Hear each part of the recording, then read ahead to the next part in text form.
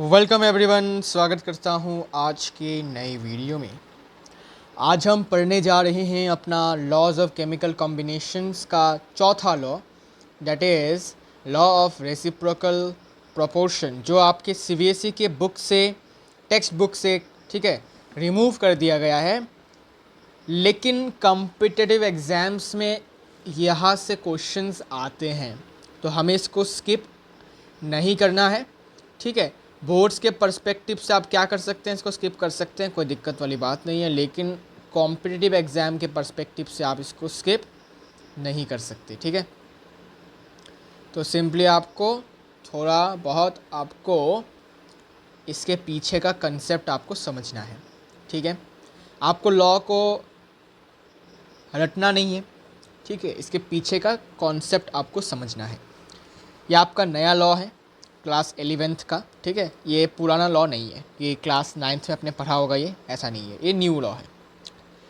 तो चलिए स्टार्ट करते हैं। और याद रखना है कि इसमें आपको डेफिनेशन को रटना नहीं है, रटोगे तो कुछ समझ में नहीं आएगा। इसके पीछे का कॉन्सेप्ट समझो, ठीक है। मैंने भी रटा है, ठीक है, मैंने नहीं रटा भाई साहब, मैंने भी इसके पीछे का कॉन्सेप्ट समझा है, ठीक है। अगर तुम पूछोगे कि इसका डेफिनेशन बताओ, मुझे नहीं आता, टू बी ऑनेस्ट। तो ये लॉ प्रपोज किया गया था बाय जे रिक्टर इन 1792, ठीक है भाई। देखते हैं लॉ क्या कहता है। तो मैंने ऑलरेडी सब कुछ लिख के रखा है, ठीक है, जिससे कि टाइम थोड़ा बचेगा, ओके, समझाने में। तो देखो, दो डिफरेंट एलिमेंट्स, ठीक है, मैं डेफिनेशन थोड़ा बहुत बता देता हूँ, इसके बाद हम एग्जाम्पल से इसको अच्छे से समझेंगे। अगर दो डिफरेंट एलिमेंट्स हैं और ये आपस में कंबाइन नहीं कर रहे हैं, बल्कि सेपरेट, एक दूसरे से अलग कंबाइन कर रहे हैं किसी और एक थर्ड एलिमेंट के साथ, ठीक है। सपोज एक एलिमेंट ए है, एक एलिमेंट बी है, ये आपस में कंबाइन नहीं कर रहे हैं, बल्कि ये कंबाइन कर रहा है किसी थर्ड एलिमेंट के साथ और ये भी कर रहा है किसी थर्ड एलिमेंट के साथ। अब देखो क्या बोला, थर्ड एलिमेंट का सेम वेट होना चाहिए, फिर सेम मास होना चाहिए, ठीक है। जिसके साथ ये दोनों आपस में नहीं बल्कि सेपरेटली आपका कंबाइन कर रहा है, दोस्ती कर रहा है, उसका मास सेम होना चाहिए, ये कंडीशन है।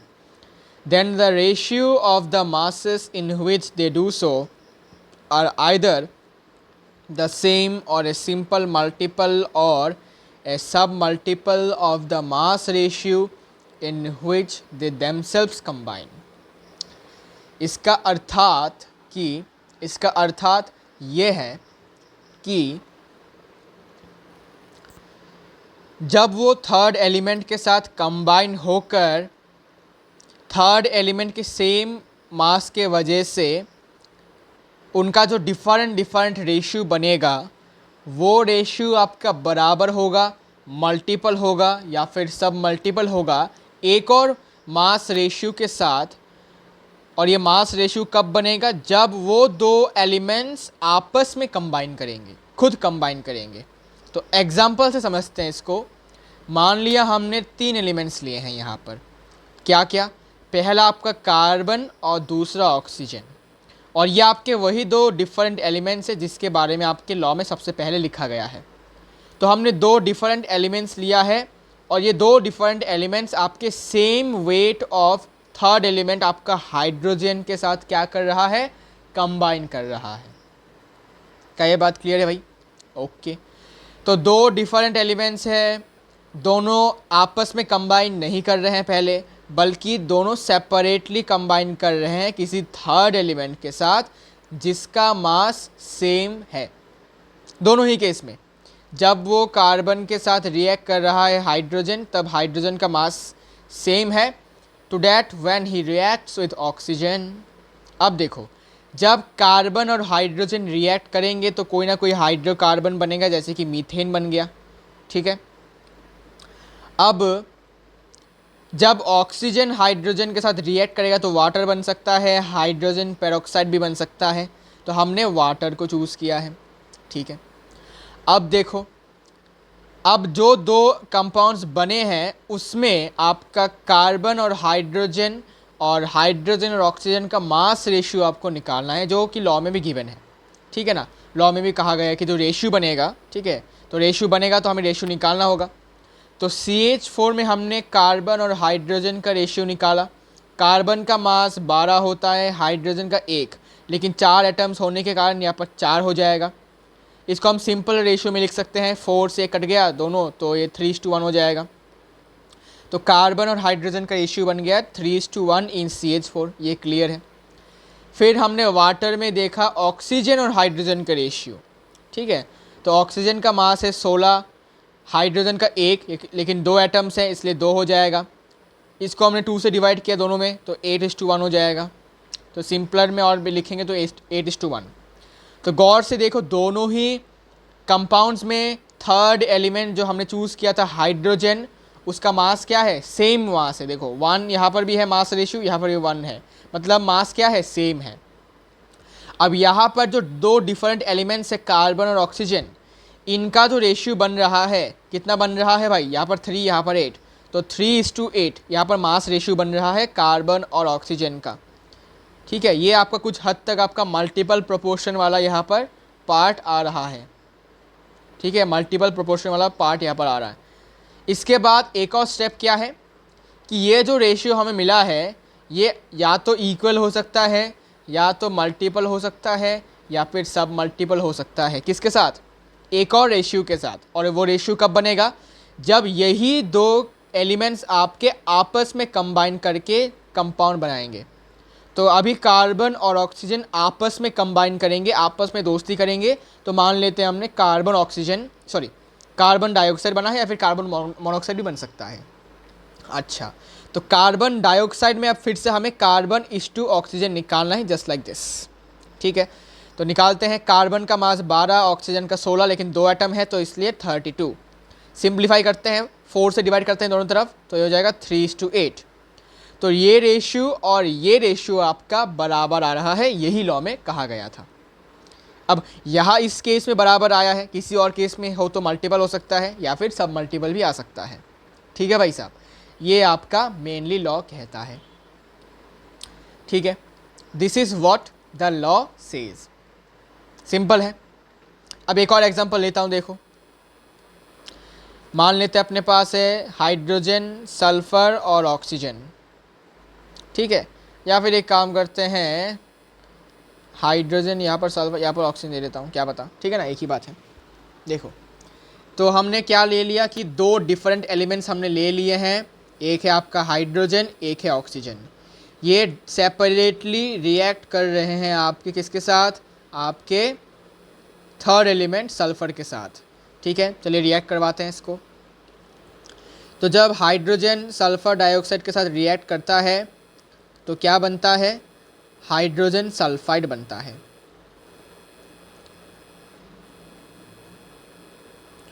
और जब ऑक्सीजन सल्फ़र के साथ रिएक्ट करता है तो सल्फ़र डाइऑक्साइड बनता है। अब इन दोनों में आपका जो थर्ड एलिमेंट है वो है सल्फ़र, इसका सेम मास होना चाहिए, अगर नहीं है तो हमें सेम मास बनाना पड़ता है, ठीक है। अब देखो कैसे, हाइड्रोजन सल्फाइड, इसमें हाइड्रोजन और सल्फ़र का रेशियो कितना है वो देखते हैं, मास रेशियो, ठीक है। तो हाइड्रोजन सल्फाइड में अगर आप देखें तो हाइड्रोजन का मास 1 है, लेकिन यहाँ पर 2 एटम्स है इसलिए यहाँ पर हो जाएगा 2, ठीक है। और सल्फ़र का मास होता है 32। तो from this we can say that the hydrogen and sulphur mass ratio is 1:16, ठीक है, 1:16। इसके बाद दूसरा कंपाउंड क्या मिला हमें, सल्फ़र डाइऑक्साइड। सल्फ़र डाइऑक्साइड में अगर हम ऑक्सीजन और सल्फ़र का रेशियो करते हैं, ठीक है, तो कितना आता है, तो ऑक्सीजन का मास 16, यहाँ पर 2 है तो 32, और यहाँ पर आपका सल्फ़र का मास तो 32 ही होता है। तो यहाँ पर आपका ऑक्सीजन का मास हो जाता है, सॉरी ऑक्सीजन का मास नहीं, ऑक्सीजन इस टू सल्फ़र का रेशियो हो जाता है 1:1, ठीक है, 1:1 हो जाता है। अब हमारा थर्ड एलिमेंट कौन सा था, हमारा जो थर्ड एलिमेंट था वो है आपका सल्फ़र। तो क्या दोनों केसेस में सल्फ़र का मास सेम है, नहीं है। यहाँ पर सल्फ़र का मास 16 आ रहा था रेशियो में, यहाँ पर 1 आ रहा था। तो हमें क्या करना पड़ेगा, हमें या तो इस मास को सेम करना पड़ेगा। तो सेम करेंगे कैसे, हम या तो इसको 1 बना सकते हैं या तो इसको 16 बना सकते हैं। तो 16 बनाना ज़रूरी ईजी है, तो हमें क्या करना पड़ेगा, इस 1 को 16 बनाना पड़ेगा। तो हम क्या करेंगे, बोथ साइड 16 से मल्टीप्लाई कर देंगे। बहुत इजी है, देखो बोथ साइड का क्या करेंगे, 16 से मल्टीप्लाई कर देंगे। क्या ये बात क्लियर है? जी हाँ। आइए, तो इसके बाद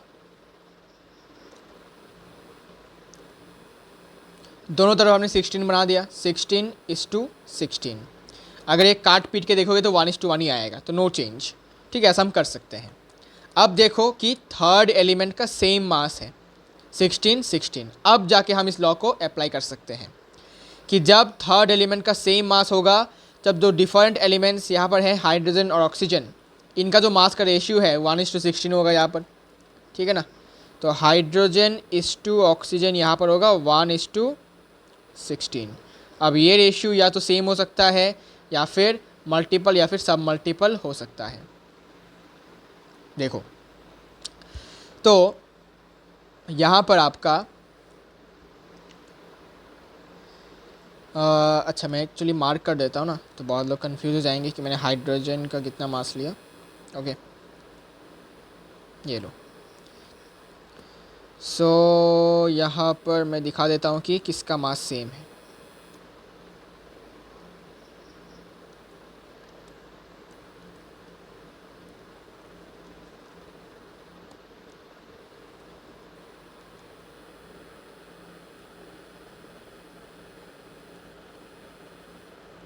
रुको, इसको फिर से बनाना पड़ेगा लगता है।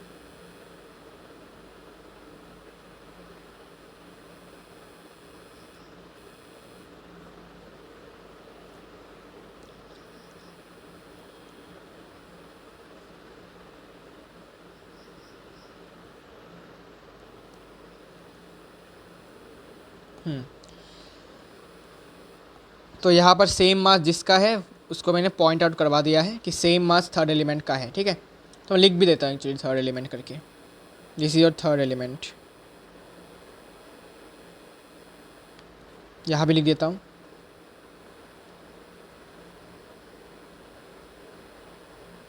ठीक है, अच्छा,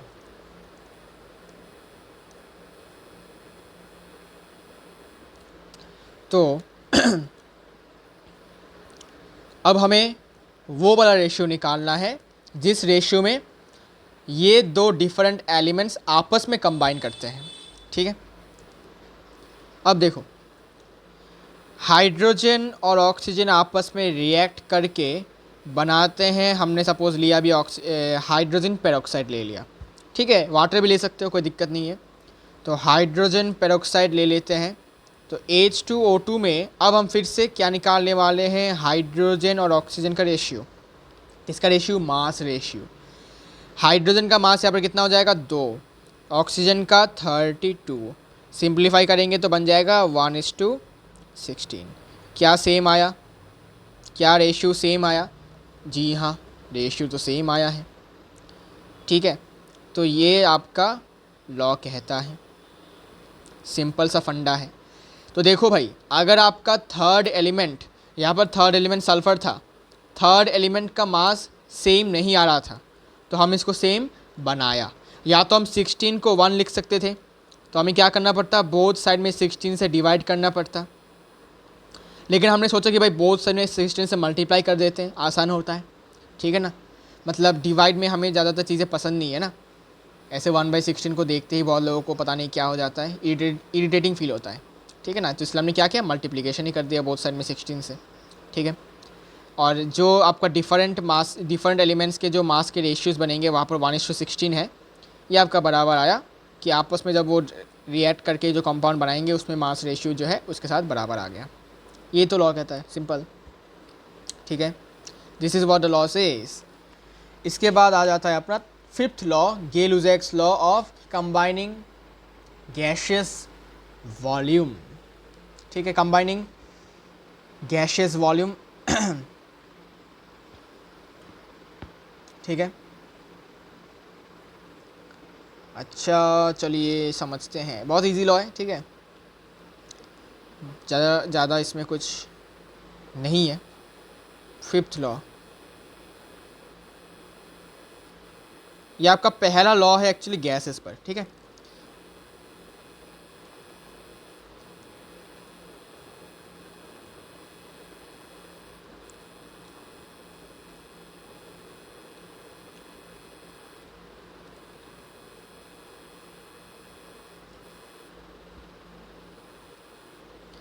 तो गेल-लुजैक्स लॉ ऑफ कंबाइनिंग या फिर गैसियस लॉ, इसको गेल-लुजैक्स का गैसियस लॉ भी बोलते हैं या फिर गेल-लुजैक्स लॉ का लॉ ऑफ कंबाइनिंग वॉल्यूम भी बोलते हैं, ठीक है।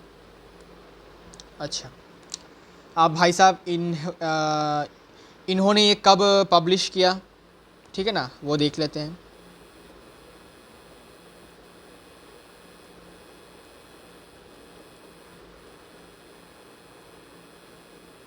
अच्छा, पब्लिश नहीं, पब्लिश आपका एक साल बाद हुआ, 1809 में हुआ, ठीक है, 1809 में हुआ।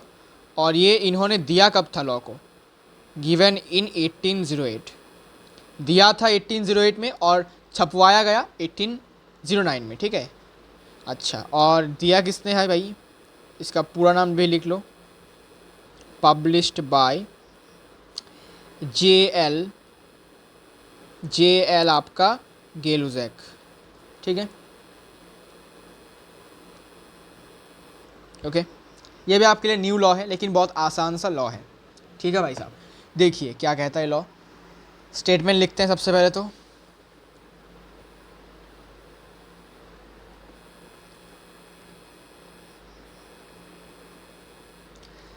When gases combine or are produced in a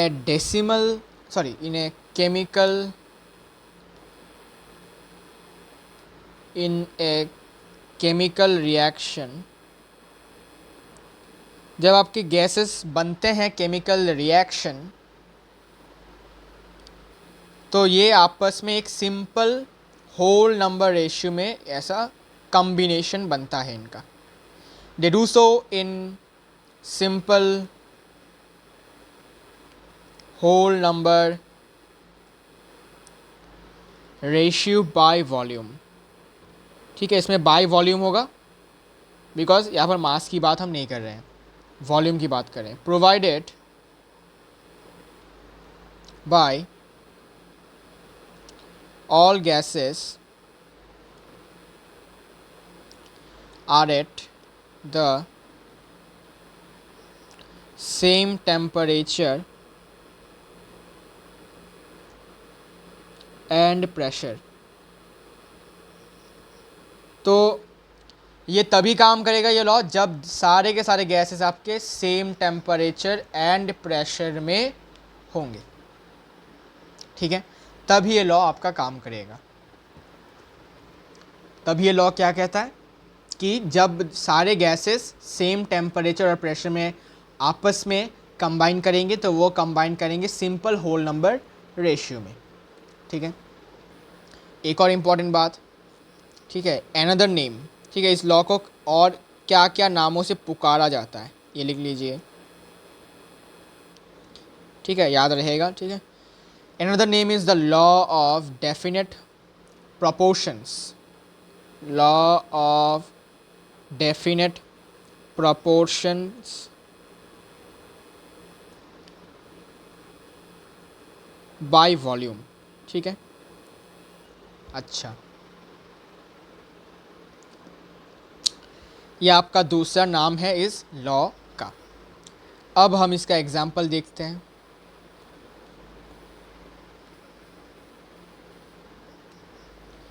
तो लिखो एग्जाम्पल,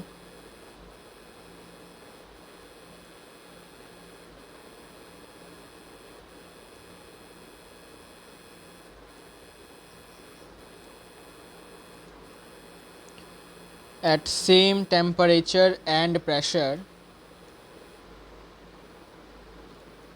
फॉर एग्जाम्पल हमने लिया, क्या ले सकते हैं भाई, सिंपल एग्जाम्पल लेते हैं, जैसे कि हाइड्रोजन गैस और ऑक्सीजन गैस आपस में रिएक्ट करके क्या देते हैं हमें, पानी दीजिए, पानी, है ना, तो पानी देते हैं हमें, सॉरी, पानी देते हैं, ठीक है।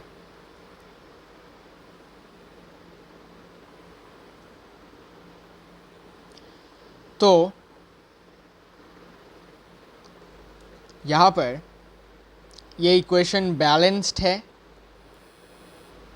ये आपको चेक करना पड़ेगा, ठीक है, बिकॉज बिना बैलेंस के आप हम इसको एक्सप्लेन नहीं कर सकते, ठीक है ना।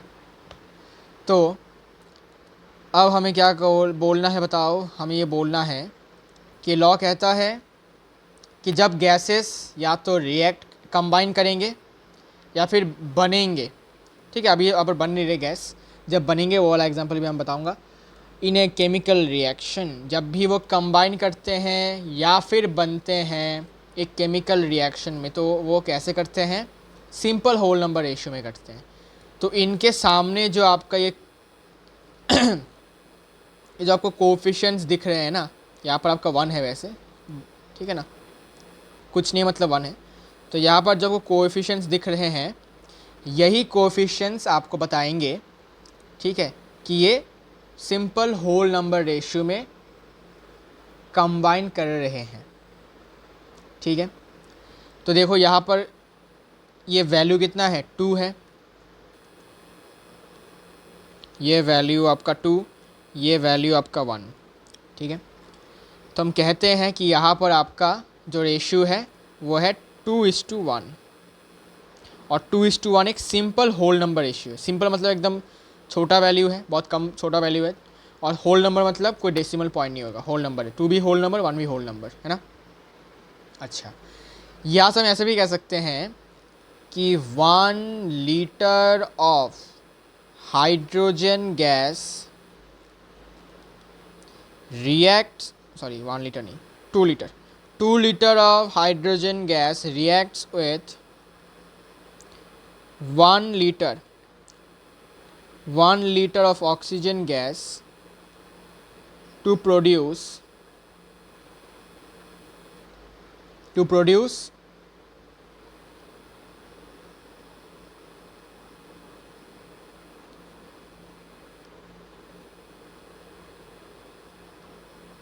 2 moles of water.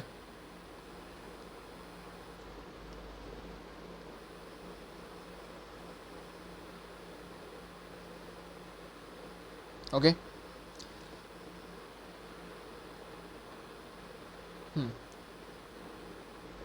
2 moles of water.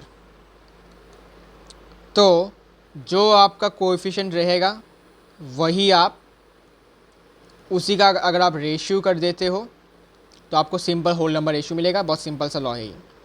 और इसी से एक स्टेटमेंट हम बना सकते हैं कि 2 लीटर जो यहाँ पर लिखा है वो यहाँ पर बिठाया, जो यहाँ पर लिखा है वो यहाँ पर बिठाया। इतना लीटर ऑक्सीजन के साथ 2 लीटर हाइड्रोजन को रिएक्ट करना पड़ता है 1 लीटर ऑक्सीजन के साथ, ठीक है, जिससे कि वो क्या बना पाए, जिससे कि वो बना पाए आपका 2 मोल्स ऑफ वाटर, ठीक है। AC2 को हमने 2 मोल्स बोल दिया। एक्चुअली ये वाला एग्जांपल अगर जो मैंने लिया है यहाँ पर थोड़ा सा कंफ्यूजिंग हो सकता है आपके लिए, तो इसको आप भूल जाओ अभी के लिए। एक और इजी एग्जांपल मैं लेता हूँ तो आपको समझ में आएगा।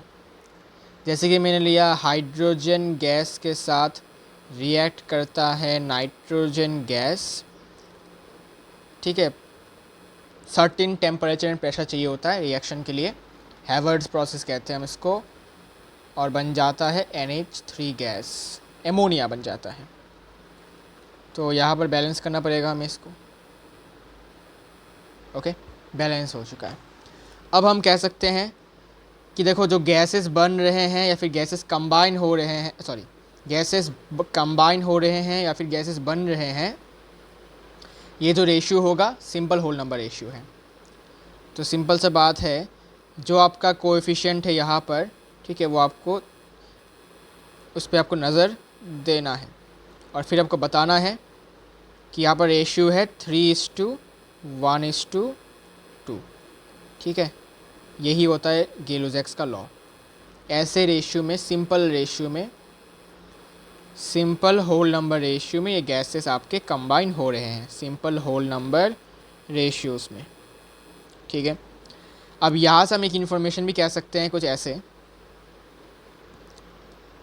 देखो हम यहाँ से कह सकते हैं कि 3 लीटर आपका हाइड्रोजन गैस रिएक्ट करता है 1 लीटर नाइट्रोजन गैस के साथ, जिससे कि वो प्रोड्यूस कर पाए 2 लीटर एमोनिया।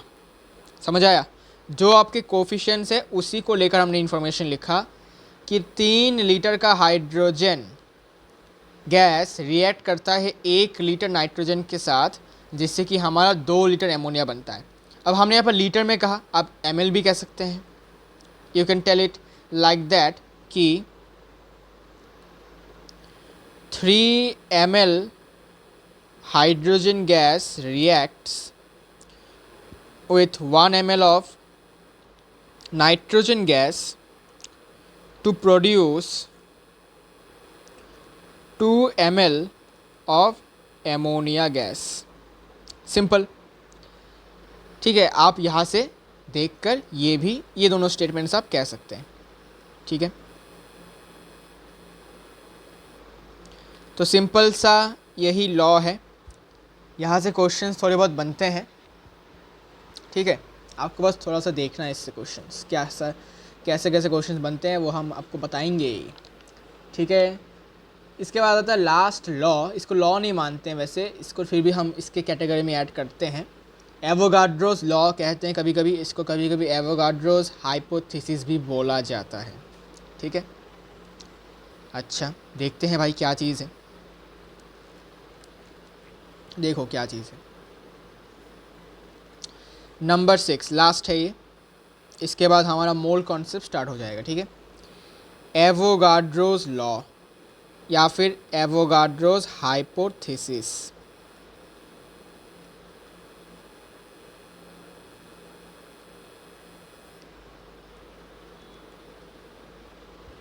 क्या कहता है? अब इसको दिया किसने था? Given by A Avogadro. और दिया कब था? 1811 को दिया था, ठीक है। अब according to this law he stated that equal volumes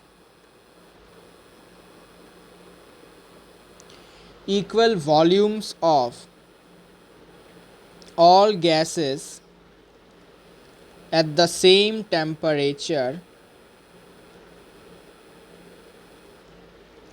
and pressure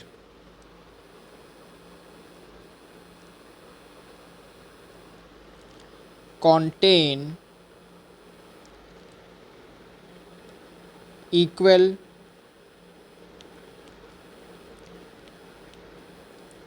number of molecules of gases।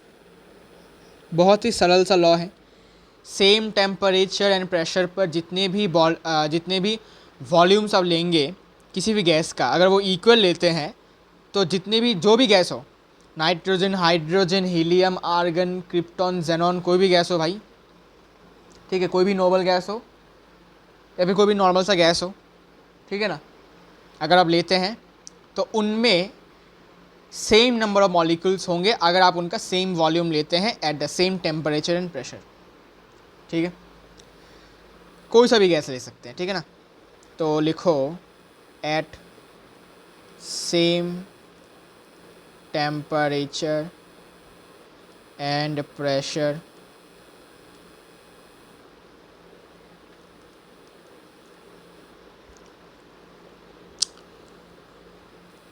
Suppose मैंने लिया 1 लीटर ऑफ हाइड्रोजन गैस, ठीक है। तो मान लेते हैं कि 1 लीटर हाइड्रोजन गैस में आपका अल्फ़ा मॉलिक्यूल्स थे, ठीक है।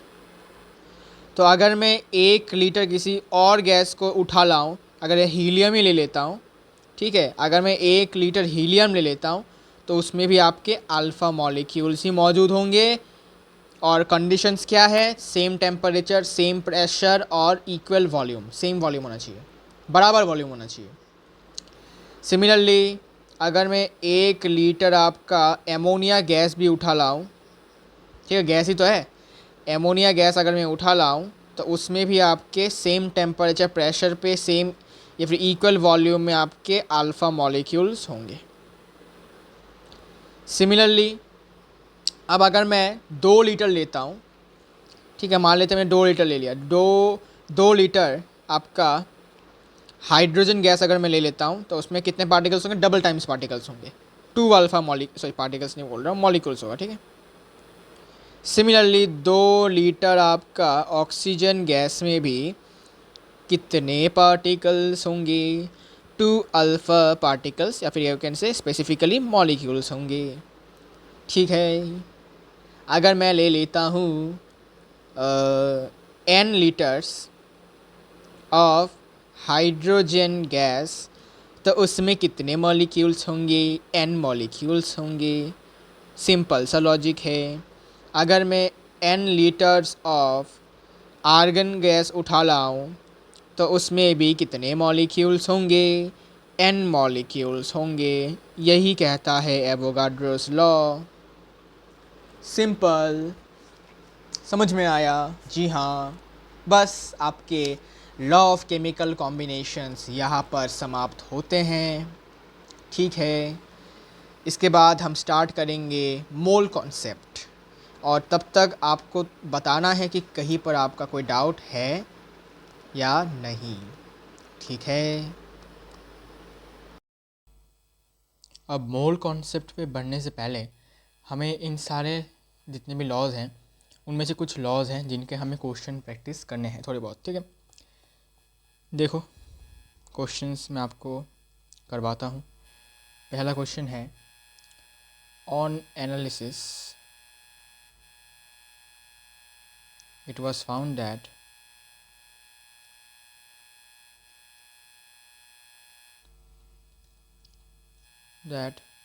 the black oxide of copper and red oxide of copper contain 79.9% and 88.8% copper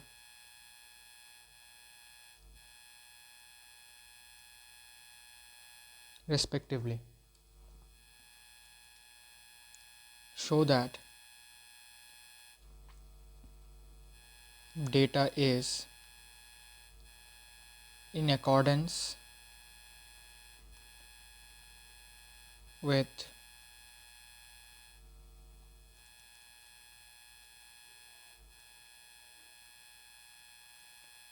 law of multiple proportion, ठीक है। तो थोड़ा सा इसका टाइप थोड़ा अलग है, लेकिन क्वेश्चन में हमें ये बताना है कि ये जो आपका डेटा गिवन है ये आपके लॉ ऑफ मल्टीपल प्रोपोर्शन को फॉलो कर रहा है, ठीक है। तो लॉ ऑफ मल्टीपल प्रोपोर्शन क्या था, आपको थोड़ा रिकैप करवा देता हूँ। लॉ ऑफ मल्टीपल प्रोपोर्शन था जब दो एलिमेंट्स जब दो एलिमेंट्स आपस में रिएक्ट करते हैं तो आपस में रिएक्ट करने के बाद ये एक से ज़्यादा आपके कंपाउंड्स बनाते हैं, ठीक है। तो जैसे कि एक हो गया ए बी, दूसरा हो गया आपका AB2, ठीक है, ऐसे भी हो सकता है। तो इन दो कंपाउंड्स में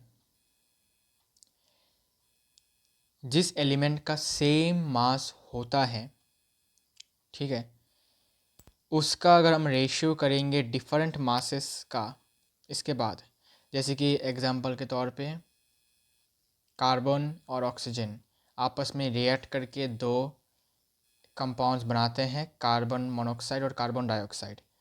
इन दोनों में अगर हम कार्बन और ऑक्सीजन का मास रेशियो करेंगे तो कार्बन का यहाँ पर आएगा, कार्बन मोनोऑक्साइड में आएगा 12:16, दैट इज़ 3:8, सॉरी 3:8 नहीं, 3:4, और कार्बन डाइऑक्साइड में वही आएगा 12:32, दैट इज़ 3:8। ठीक है। अब जिस एलिमेंट का सेम मास है, जो कि आपका कार्बन है जहाँ पर 3 सेम मास है, सो जिस एलिमेंट का डिफरेंट मास है उसका अगर हम मास रेशियो करेंगे तो वो आपका सिंपल होल नंबर रेशियो आएगा। यही कहता है आपका मल्टीपल प्रोपोर्शन। ठीक है, बस सिंपल है।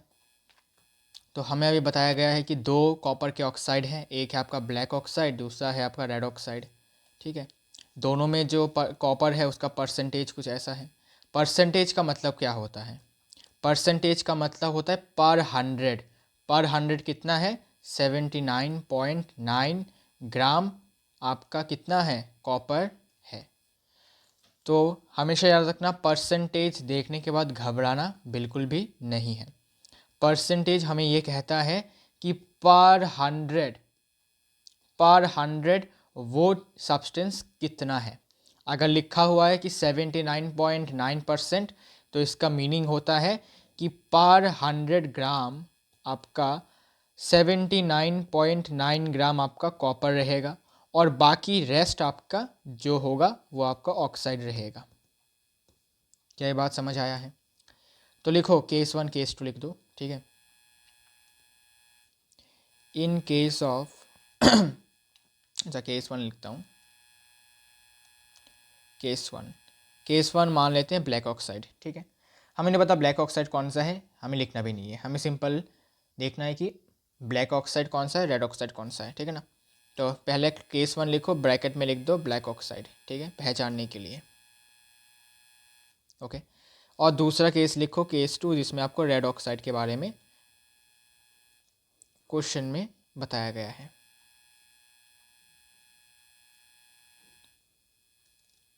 इसके बाद क्या करना है? इसके बाद केस 1 और केस 2 के बाद, केस 1 में हमें गिवन ये होता है कि कॉपर आपका 79.9% है। तो यहाँ से हम ये कह सकते हैं कि कॉपर आपका पर 100, या फिर कह सकते हो कि इन 100 ग्राम ऑफ कॉपर ऑक्साइड। ठीक है, अब ब्लैक ऑक्साइड तो कॉपर ऑक्साइड ही हो सकता है। ठीक है ना, लेकिन फिर भी हम इसको लिखेंगे नहीं, तो हम ऐसा कहेंगे कि इन 100 gram of this black oxide of copper 79.9 gram is your copper, और बाकी का 100 minus 79.9 gram is your what? Oxide. ठीक है, ऑक्साइड का मास यू कैन से। तो लिखो वेट या फिर mass of copper. Mass of copper हो जाएगा 79.9 ग्राम। परसेंटेज का मतलब होता है पर 100 ग्राम, या फिर पर ml, या फिर पर लीटर, पर किलोग्राम भी हो सकता है, मतलब पर 100 होना चाहिए। ठीक है, तो कॉपर का मास 100 में से इतना ग्राम अगर कॉपर ले जाएगा तो बाकी का जितना मास होगा वो किसका होगा? ऑक्साइड का होगा। तो लिख दो mass of oxide. Mass of oxide आपका कितना हो जाएगा? 100 माइनस 79.9 ग्राम कितना हो जाएगा भाई? 20.1 हो जाएगा, इतना ग्राम हो जाएगा। ठीक है, अब हमें क्या करना है? कॉपर और ऑक्सीजन, ऑक्साइड मतलब क्या? ऑक्सीजन। ठीक है, ऑक्साइड का मतलब कौन सा एलिमेंट? ऑक्सीजन। और कॉपर का ऑक्साइड है, मतलब कॉपर और ऑक्सीजन का हमें मास रेशियो पहले बता लगाना है। तो इन केस 1 कॉपर और ऑक्सीजन का अगर मैं रेशियो निकालता हूँ, मास रेशियो, तो कॉपर का मास 79.9 ग्राम है और ऑक्साइड का मास 20.1 है। तो 79.9 इस टू 20.1। ठीक है, अच्छा अब इसको ऐसे ही रखते हैं इसको। केस 2 देखो, तो केस 1 में कॉपर और ऑक्सीजन का मास रेशियो आ गया कुछ ऐसा। अब केस 2 में देखते हैं कैसा आता है। केस 2 में रेड ऑक्साइड है, और केस 2 में हमें गिवन ये है, केस 2 में गिवन है mass of your copper is what? कितना परसेंटेज है? परसेंटेज जितना होगा उतना ही मास होगा कॉपर का। तो कॉपर का मास होगा आपका 88.8 ग्राम, बिकॉज 88.8% कॉपर है आपका, ठीक है, इस ऑक्साइड में, रेड ऑक्साइड में। मतलब रेड ऑक्साइड का जो टोटल मास है उसमें से अगर हम पूरे रेड ऑक्साइड का जो मास है अगर मैं इसको 100 ग्राम मान लेता हूँ, ठीक है, तो उस 100 ग्राम में इतना ग्राम ऑलरेडी आपका कितना है, कॉपर है, और बाकी का जितना होगा वो किसका हो जाएगा, ऑक्साइड का मास हो जाएगा, सिंपल। तो कॉपर का mass is nothing but 88.8 grams, और फिर ऑक्साइड का मास बाकी 100 में से माइनस कर दो, सिंपल, ठीक है। तो ऑक्साइड का मास हो जाएगा 100 minus 88.8 gram, it is nothing but you can से 11.2 ग्राम्स, ठीक है, इतना आता है। अब यहाँ पर इस केस में हम फिर से कॉपर और ऑक्सीजन का क्या करेंगे, रेशियो करेंगे, ठीक है। तो इसमें आएगा 88.8 इस टू ऑक्सीजन का 11.2, ठीक है। अब according to the multiple proportion law हमें क्या करना होता है, हमें किसी भी एक एलिमेंट का मास फिक्स्ड करना होता है। हमने जितने भी एग्जांपल्स लिए हैं उन सब में आपका ऑलरेडी फिक्स्ड मास था, लेकिन अगर फिक्स्ड मास नहीं है तो हमें किसी भी एलिमेंट का मास क्या करना होगा, फिक्स्ड करना होता है। तो अगर आप चाहते हैं कि दोनों केसेस में आप ऑक्सीजन का मास फिक्स्ड करना चाहते हैं तो आप कर सकते हैं। कैसे? सबसे सिंपल तरीका होता है कि आपको ऑक्सीजन का मास यहाँ भी 1 करना है, यहाँ भी 1 करना है। तो आपको क्या करना पड़ेगा, सिंपल यूनिटरी मेथड आपको लगाना है कि रेशियो का मतलब होता है कि अगर 79.9 ग्राम आपका कॉपर है तो बाकी 20.1 ग्राम आपका ऑक्सीजन है। तो अगर लिखोगे कि अगर 1 ग्राम ऑक्सीजन होता तो कितना कॉपर आपका होता, ठीक है। तो इसको आप ऐसे भी समझ सकते हैं कि कॉपर का 79.9 ग्राम मास है, इतना मास रिएक्ट करता है 20.1 ग्राम ऑक्सीजन के साथ, जिससे कि आपका कॉपर ऑक्साइड, ब्लैक ऑक्साइड बनता है। तो अगर आप चाहते हैं कि 1 ग्राम ऑक्सीजन कितने ग्राम कॉपर के साथ रिएक्ट करेगा, तो सिंपली यूनिटरी मेथड से ये नीचे चला जाएगा, ठीक है ना। तो इट विल बी 79.9 बाई 20.1, इतना ग्राम आपका इक्विवेलेंट हम यूज़ कर रहे हैं, ठीक है। इतना ग्राम कॉपर आपका चाहिए होगा अगर आपका 1 ग्राम ऑक्सीजन के साथ रिएक्ट करवाने के लिए, ठीक है। तो हमें क्या करना पड़ेगा, ऑक्सीजन के मास को 1 करना पड़ेगा। 1 करने के लिए हम यूनिटरी मेथड का यूज़ करते हैं।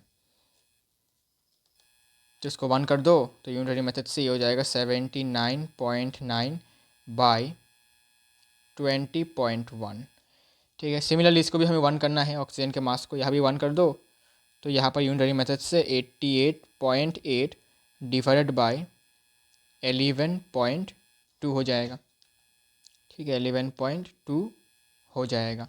अब अगर आपको एक्यूरेट आंसर चाहिए तो आपको कैलकुलेटर की हेल्प लेनी होगी, ठीक है। तो 79.9 को अगर हम डिवाइड कर देंगे 20.1 से तो अप्रॉक्सीमेट कितना आएगा हमारा, वो आपको देखना है। 79.9 डिवाइडेड बाई 20.1, तो अप्रॉक्सीमेटली ये हो जाएगा आपका 3.97 1। अब आप इस 3.97 को राउंड ऑफ करके 4 लिख सकते हैं, ठीक है। तो इसको हम राउंड ऑफ करके भी 4 लिखते हैं, 4:1, ठीक है, जिससे कि कैलकुलेशन में आसानी हो, सिंपल सी बात है, ठीक है।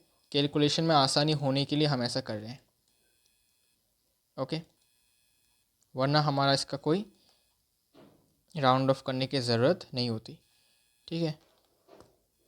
अब देखते हैं कि क्या यहाँ पर भी सेम आएगा या फिर नहीं, ओके। देखो, हो सकता है सेम ना आए, ठीक है, हो सकता है डिफरेंट भी आएगा, लेकिन आखिरकार जो रेशियो बनेगा वो आपका सिंपल होल नंबर रेशियो होगा, ठीक है। आप चेक कर सकते हैं। तो मैं चेक करता हूँ कि इसका डिवीजन कितना होता है। 88.2 इसको आप 89 मान सकते हैं वैसे देखा जाए तो, और इसको आप 11 मान सकते हैं या फिर 88 भी मान सकते हैं, थोड़ा बहुत इधर उधर होगा आपका वैल्यू, कोई दिक्कत नहीं है। वैसे 11.2 दिया तो यहाँ पर आता है 7.92:1। इसको आप अप्रोक्सीमेटली 8 ले सकते हैं, ठीक है। तो इट इज़ 8 भी ले सकते हैं या फिर 7.92 है तो उसको 8 ही ले लो भाई, कोई दिक्कत नहीं है, ठीक है। वैसे भी आपका सिंपल होल नंबर रेशियो आ ही जाएगा, कोई दिक्कत वाली बात नहीं है, ठीक है। अब देखो, according to multiple proportion law, same mass, ठीक है, सेम मास के साथ रिएक्ट कर रहे हैं, देखो एलिमेंट्स, डिफरेंट मास वाले एलिमेंट, डिफरेंट मास वाले एलिमेंट सेम मास वाले एलिमेंट के साथ जब रिएक्ट करेंगे तो जो रेशियो बनेगा उनके बीच में, ठीक है, वो आपका सिंपल होल नंबर रेशियो होगा। तो अभी कॉपर इज टू कॉपर कर दो, simple copper is to copper करो, ठीक है, यही लॉ कहता है। कॉपर इज टू कॉपर करोगे तो 4:8 होगा, जो कि आपका 1:2 हो जाता है। तो ये आपका एक सिंपल होल नंबर रेशियो है, ठीक है ना। तो हमें तो ये चाहिए था कि सिंपल होल नंबर रेशियो होना चाहिए, simple whole number ratio, simple whole number ratio, ठीक है। बस यही था हमारा लॉ ऑफ मल्टीपल प्रोपोर्शन, ठीक है, बस हमें यही करना था। इसके बाद एक और क्वेश्चन देखो कांस्टेंट प्रोपोर्शन पर, ठीक है। ज़्यादा टफ क्वेश्चंस नहीं आते हैं, बस ऐसे ही क्वेश्चंस आपको आएंगे, मिलेंगे एक्चुअली। तो mass of copper oxide obtained by treating 2.16 gram of copper with nitric acid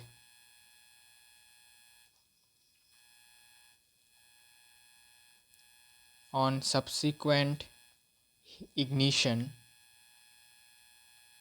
was 2.7 grams. In other experiment,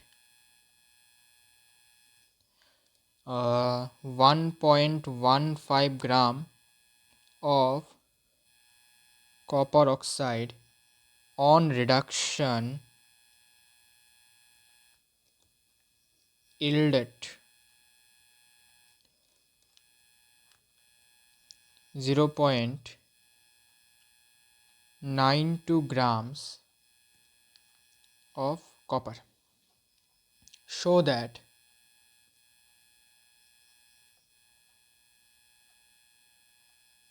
the result illustrates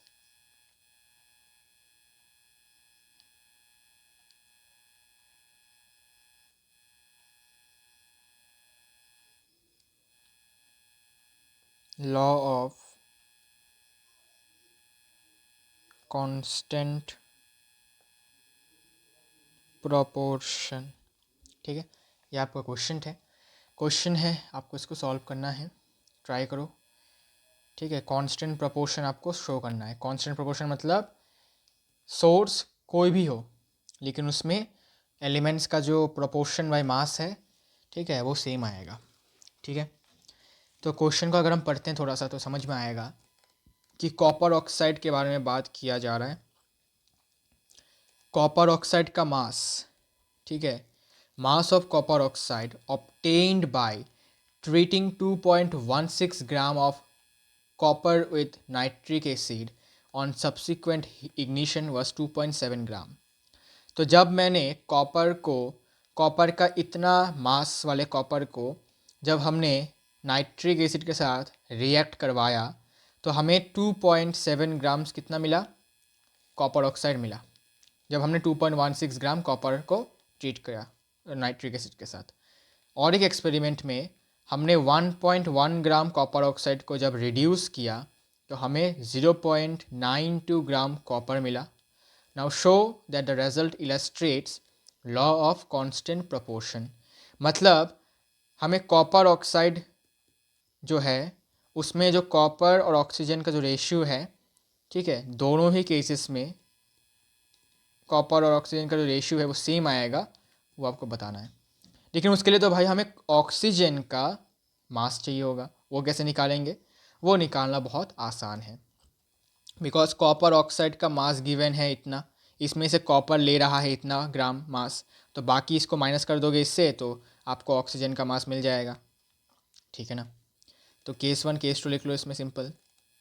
case 1, ठीक है, केस 1 में आपका weight of copper oxide given है 2.7 ग्राम्स, और आपका कॉपर का wait या फिर मास गिवन है 2.16। तो सिंपल सी बात है, ऑक्सीजन का मास कितना हो जाएगा। सिंपली कंपाउंड जो है ऑक्साइड से, कॉपर ऑक्साइड से इसका कॉपर का मास माइनस कर दोगे तो तुम्हारा रिजल्ट आ जाएगा, ठीक है ना।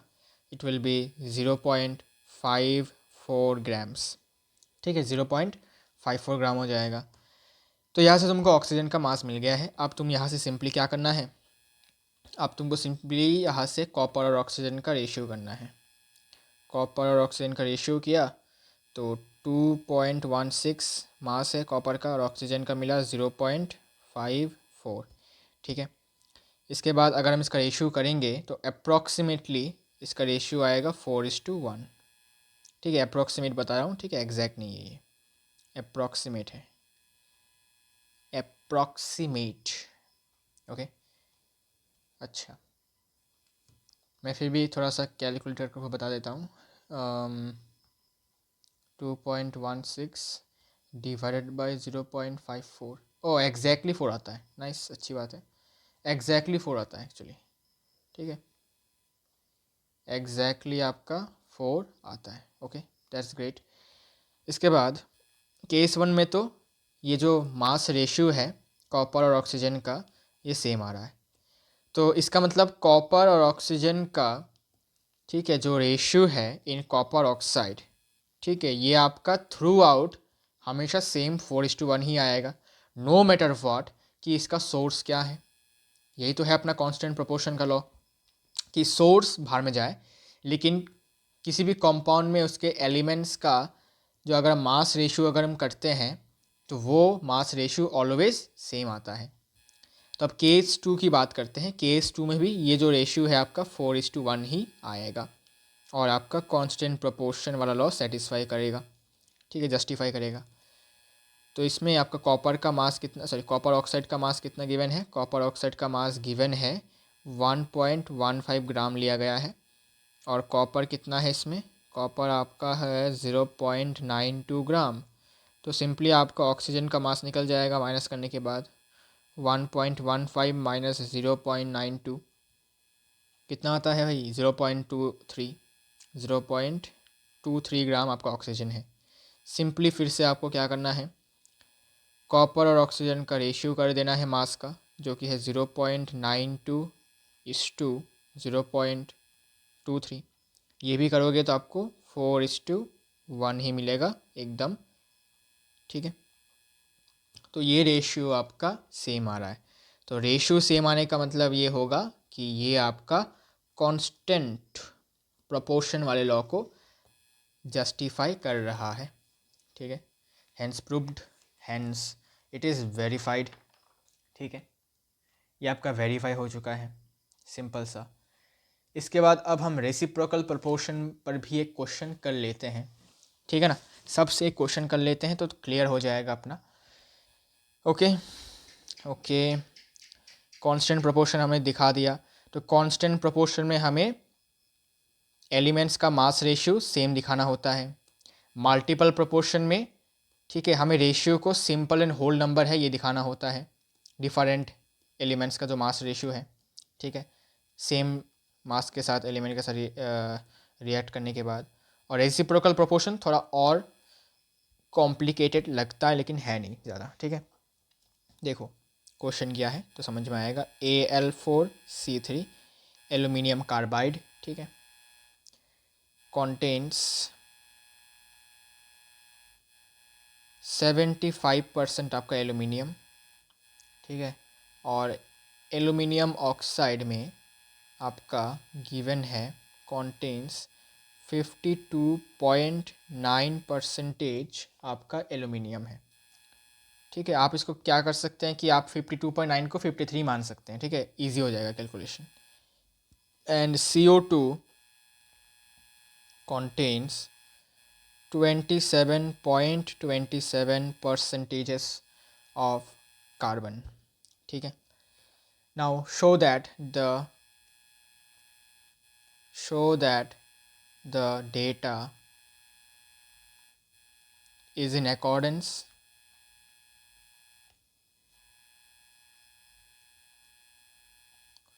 with the law of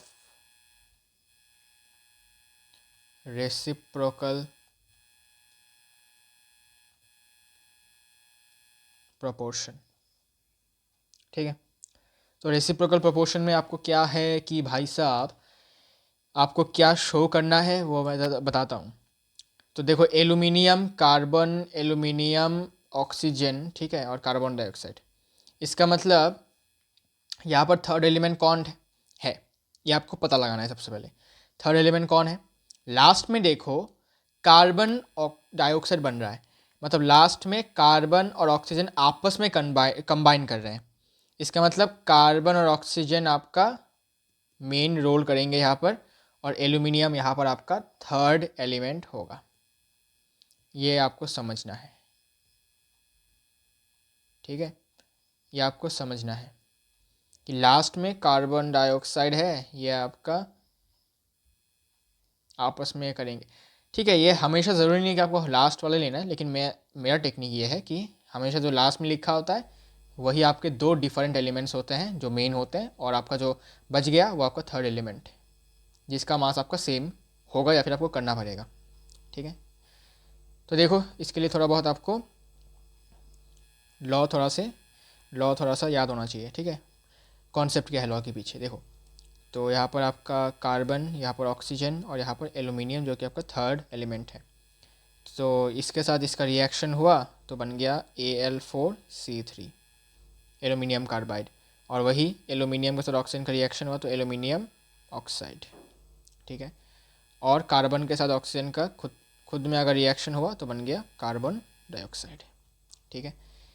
सबसे पहले एल्यूमिनियम कार्बाइड में एल्यूमिनियम और कार्बन का, ठीक है, मास रेशियो निकालो।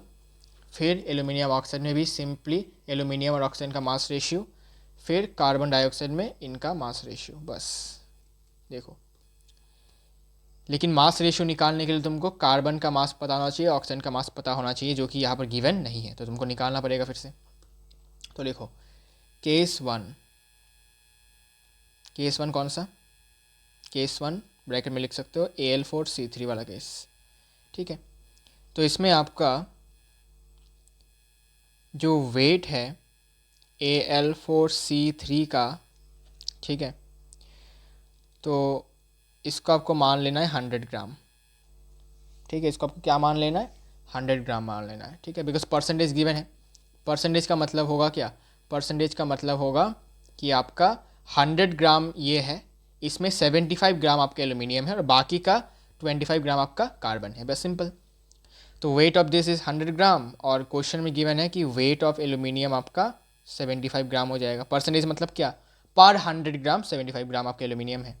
अब यहाँ से आप आराम से क्या कर सकते हैं, कार्बन का वेट निकाल सकते हैं, जो कि होगा 100 से 75 माइनस 25 ग्राम, बस सिंपल है।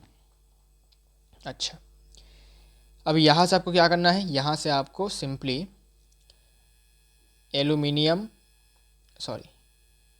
एल्यूमिनियम और कार्बन का आपको रेशियो निकालना है। तो एल्यूमिनियम का मास कितना है? 27, गॉट इट। 27 एल्यूमिनियम का मास है। 27 इंटू 4 कितना होगा? 27 इंटू 4 हो जाएगा आपका, देखा जाए तो 108, ओके, 108। तो हमने क्या किया, सिंपली हमने, अरे रुको सॉरी, कुछ गलत तो नहीं बोल दिया मैंने। एल्यूमिनियम का मास यहाँ पर कितना है? 75 है, तो यहाँ पर 75 बैठेगा ना। सॉरी, गलत बोल दिया मैंने। जो मास है गिवन वही बैठेगा, ठीक है।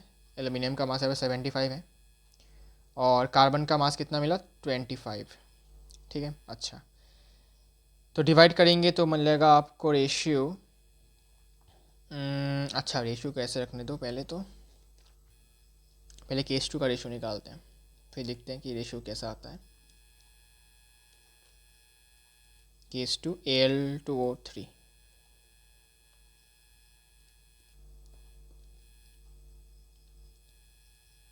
तो मास ऑफ एल्यूमिनियम ऑक्साइड को 100 ग्राम मान लिया, तो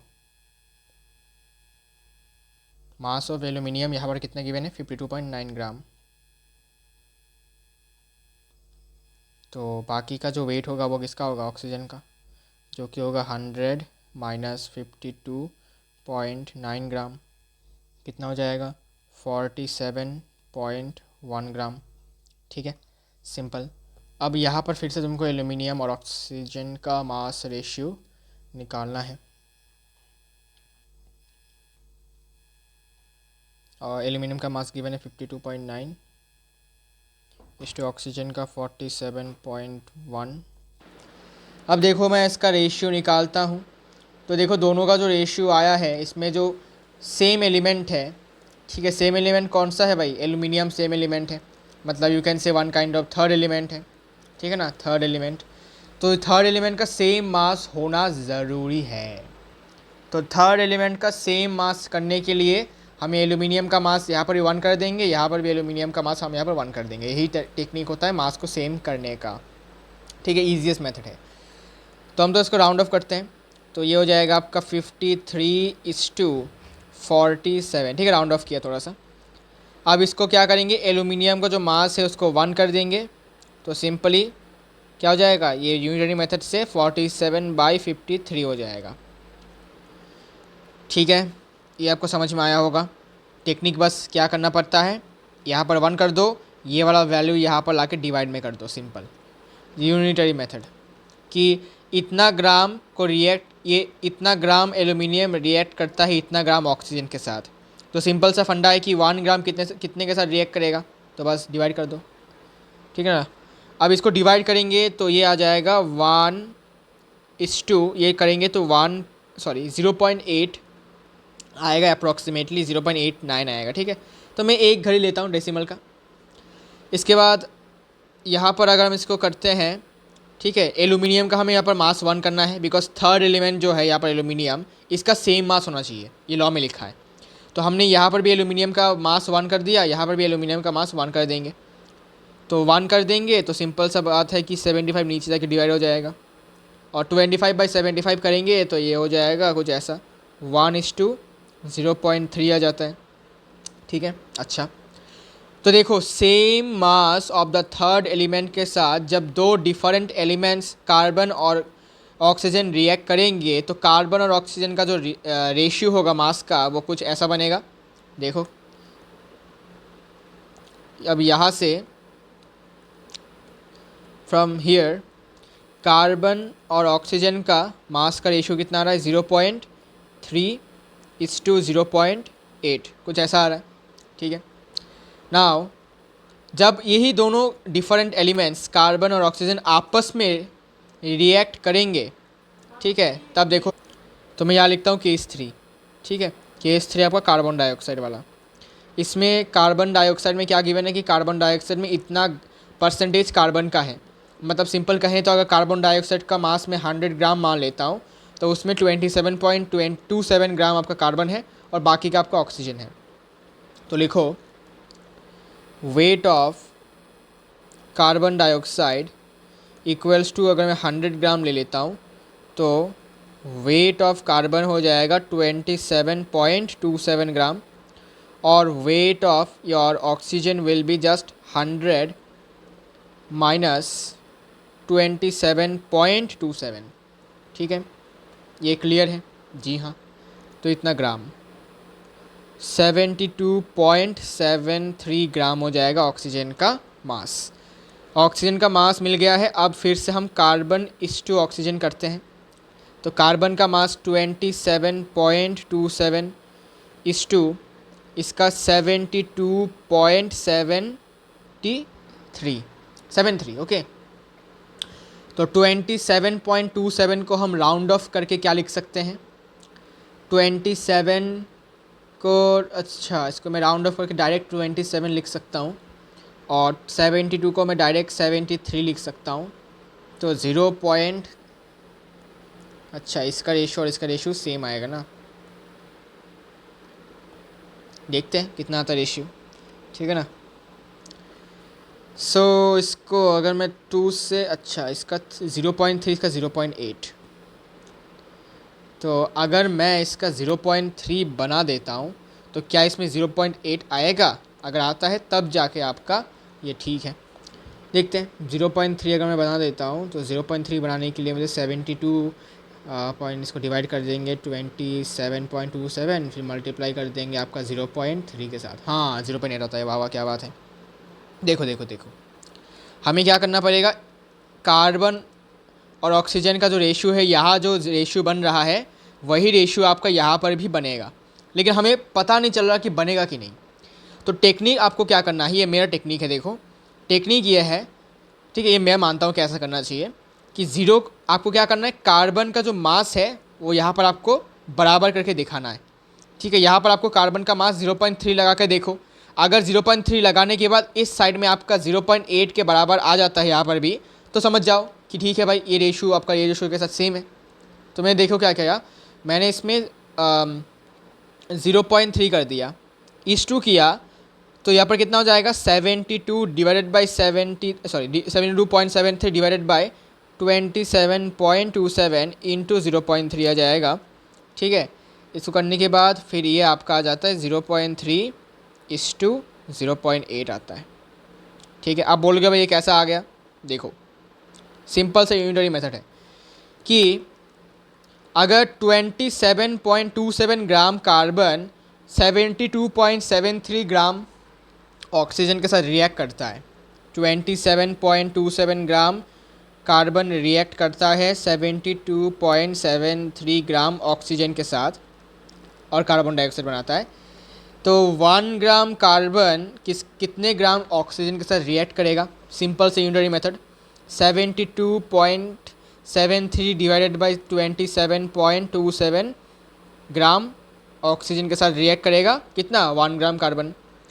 अब हमें इसको 0.3 कर दिया है, तो 0.3 ग्राम कार्बन कितने ग्राम ऑक्सीजन के साथ रिएक्ट करेगा, 72.72 डिवाइडेड बाय 27.27 इंटू 0.3, इतना ग्राम ऑक्सीजन के साथ रिएक्ट करेगा।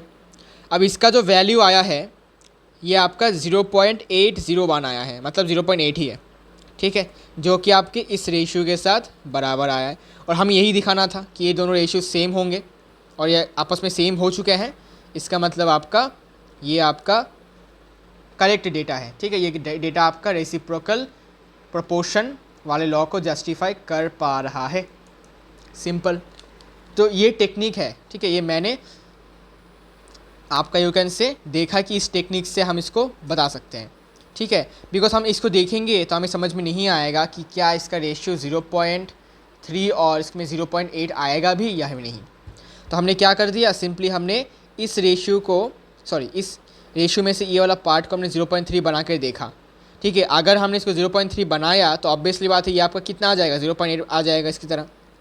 तो हमने जब इसको 0.3 बनाया तो इस तरफ हमने थोड़ा कैलकुलेशन किया यूनिटरी मेथड वाला, तो हमने यूनिटरी मेथड वाला कैलकुलेशन करने के बाद देखा कि भाई 0.8 आ गया है, मतलब रेशियो ये और रेशियो ये सेम आ गया, और यही दोनों हमें दिखाना था रेशियो सेम आया कि नहीं। और यहाँ पर आपका रेसिप्रोकल प्रोपोर्शन वाला लॉ जस्टिफाई कर रहा है, ठीक है ना। तो ऐसे क्वेश्चंस आपके आ सकते हैं लॉस के रिलेटेड, ठीक है। इसके बाद शुरू होता है हमारा इंट्रोडक्शन टू मोल कॉन्सेप्ट। चलिए शुरू करते हैं मोल कॉन्सेप्ट। तो मोल कॉन्सेप्ट क्लास 9th में भी था, लेकिन रिमूव कर दिया था CBSE वालों ने, लेकिन फिर भी मैंने थोड़ा बहुत पढ़ाया था क्लास 9th में आप लोगों को। मोल कॉन्सेप्ट का बेसिक मैंने आपको बताया था। अब चाहे तो क्लास 9 का जो चैप्टर है एटम्स एंड मॉलिक्यूल्स वाला जो चैप्टर है क्लास 9 का, उसके प्लेलिस्ट में आपको जाना है। प्लेलिस्ट में जाने के बाद आपको थंबनेल में दिख जाएगा मोल कॉन्सेप्ट वाला पार्ट, ठीक है। इसके पहले वाले वीडियोस आपको देखने की ज़रूरत नहीं है, बस मोल कॉन्सेप्ट वाले जो वीडियोस में थंबनेल रखा हुआ है, थंबनेल में लगा के रखा है, वो वाला वीडियो ज़रूर से देख लेना, ठीक है। तो आपको और मोल कॉन्सेप्ट में दिक्कत नहीं होगा बेसिक लेवल पर, ठीक है। बिकॉज क्लास 9th में हम मोल कॉन्सेप्ट को अच्छे से पढ़ेंगे, सॉरी 9th में नहीं, 11th में अच्छे से पढ़ेंगे। 9th में हमने इसको नहीं पढ़ा था ठीक से, लेकिन मैंने बेसिक बता दिया था क्या है mole. Now the word mole was introduced by whom? It was introduced by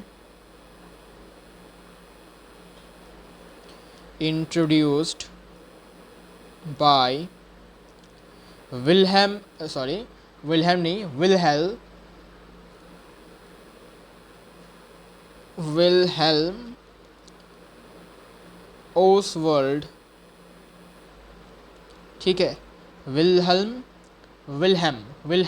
ओस्टवल, ठीक है।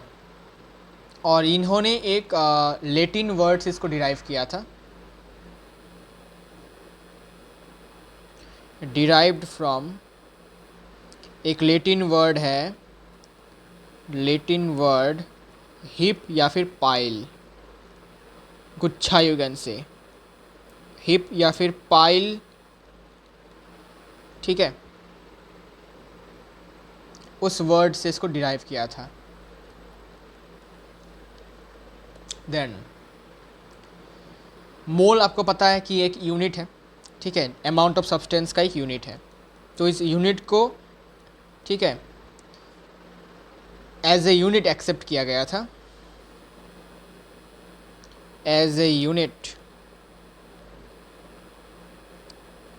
was accepted in, कौन से साल में इसको एज ए यूनिट एक्सेप्ट किया गया था? 1967 में, ठीक है, ठीक है। बस इसको आपको पता है कि mole is just a measuring unit, mole is nothing but a unit, ऐसा यूनिट,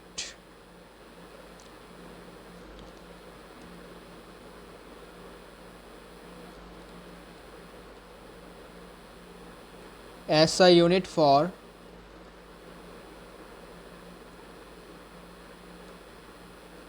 अमाउंट ऑफ सब्सटेंस, ठीक है। और ये जो मोल है, ठीक है, ये आपका kilograms, gram, kilolitre, kilometre, kilo,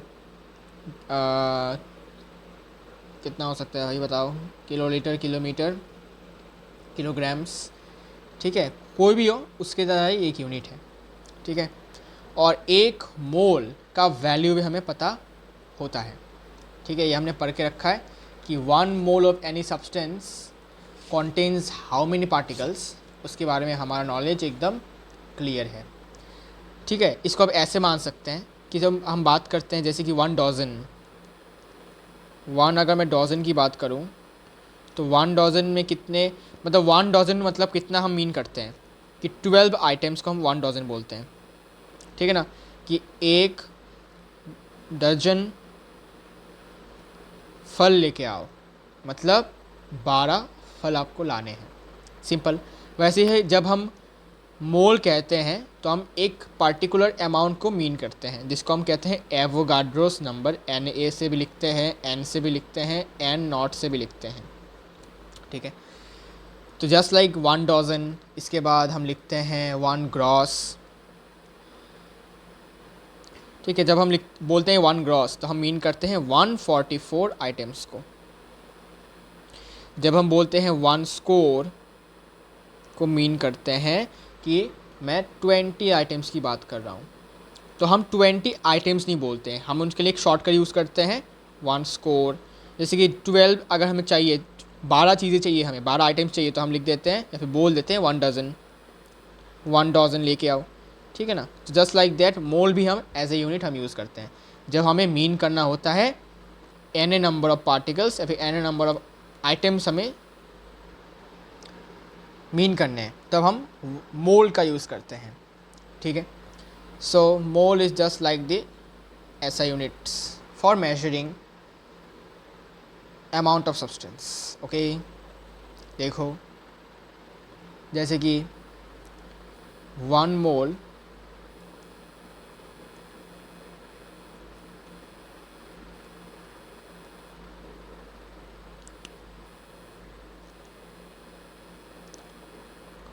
of a substance,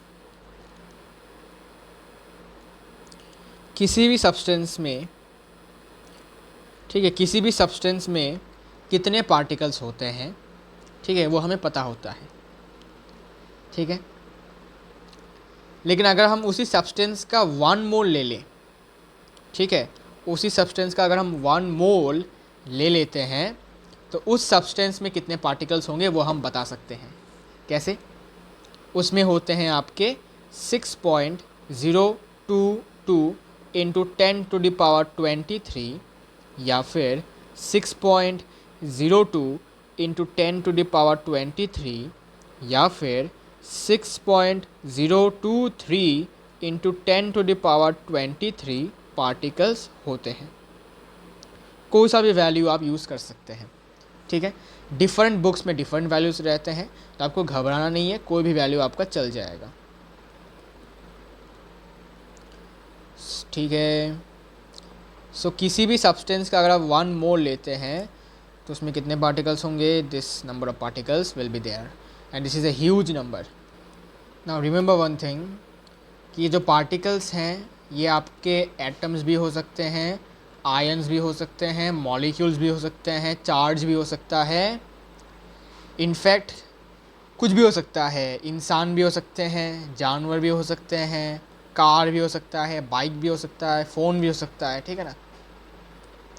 अच्छा, सो रिमेंबर वन थिंग, अगर मैं लिखता हूँ 1 मोल ऑफ एन एलिमेंट, तो आपको याद रखना है कि एलिमेंट की बात करेंगे कि 1 मोल ऑफ एन एलिमेंट में कितने पार्टिकल्स होंगे, ठीक है। तो आपको लिखना पड़ेगा 6.022 इंटू 10⁻23 एटम्स, बिकॉज एलिमेंट्स के अंदर क्या होता है? एटम्स होते हैं। तो पार्टिकल्स में मैंने बताया था एटम्स भी हो सकता है, आयन भी हो सकता है। सिमिलरली अगर मैं लिखता हूँ 1 mole of an compound, of an नहीं होगा, ऑफ ए कंपाउंड अगर लिख देता हूँ तो कंपाउंड में सेम 6.022 इंटू 10⁻23 कंपाउंड है। तो कंपाउंड में क्या रहते हैं भाई? मॉलिक्यूल्स रहते हैं, तो यहाँ पर मॉलिक्यूल हो जाएगा, ठीक है। अब अगर मैं लिखता हूँ 1 mole of an ionic compound, अब आयोनिक कंपाउंड में क्या रहते हैं? आयोनिक मतलब क्या? आयंस से बने हुए कंपाउंड्स, सॉरी कोवैलेंट क्यों लिख दिया मैंने? आयोनिक कंपाउंड, तो उसमें भी 6.022 इंटू 10⁻23 पार्टिकल्स ही होंगे, लेकिन स्पेसिफिकली बोले तो आयंस होंगे, ठीक है। तो ये वेरी करेगा, ठीक है, कि हमारा सब्सटेंस कैसा है। कंपाउंड है तो आपका ठीक है, तो कंपाउंड्स होंगे तो मॉलिक्यूल्स होगा, आयोनिक कंपाउंड होगा तो आयंस होंगे।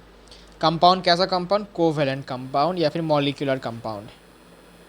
अच्छा, इसके बाद अगर मैंने लिख दिया 1 मोल ऑफ ए गैस, तो गैस के अंदर क्या होता है?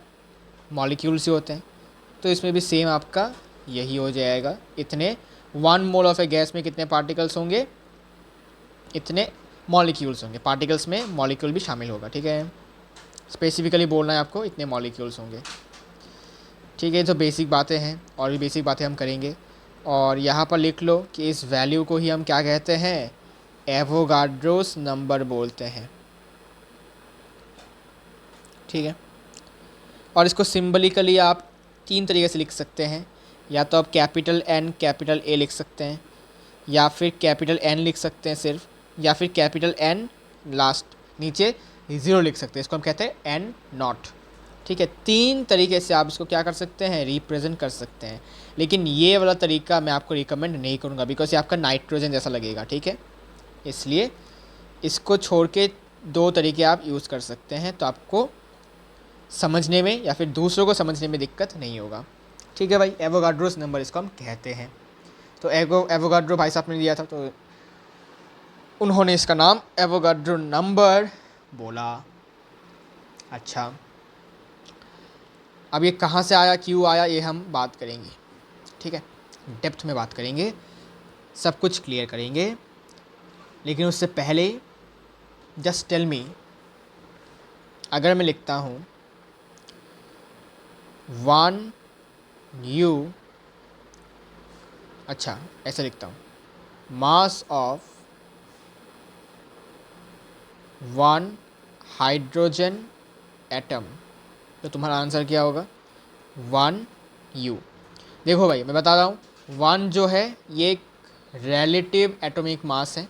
ठीक है, और आपको पता होना चाहिए कि रिलेटिव एटॉमिक मास के साथ आपका यूनिट नहीं लगता, बट हम यूज़ करते हैं, फिर भी हम यूज़ करते हैं, यूनिट हम लगाते हैं फिर भी। एक्चुअली में 1.008 is the actual atomic mass of hydrogen atom. ठीक है, अच्छा कोई दिक्कत नहीं है। तो अगर मैं लिखता हूँ कि एक हाइड्रोजन एटम का मास कितना है, तो तुम बोलोगे 1U।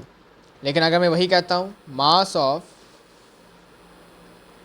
1 मोल हाइड्रोजन एटम, तो तुम क्या बोलोगे, तो इसका वैल्यू कितना होगा, सिंपल, इसका वैल्यू होगा 1 ग्राम।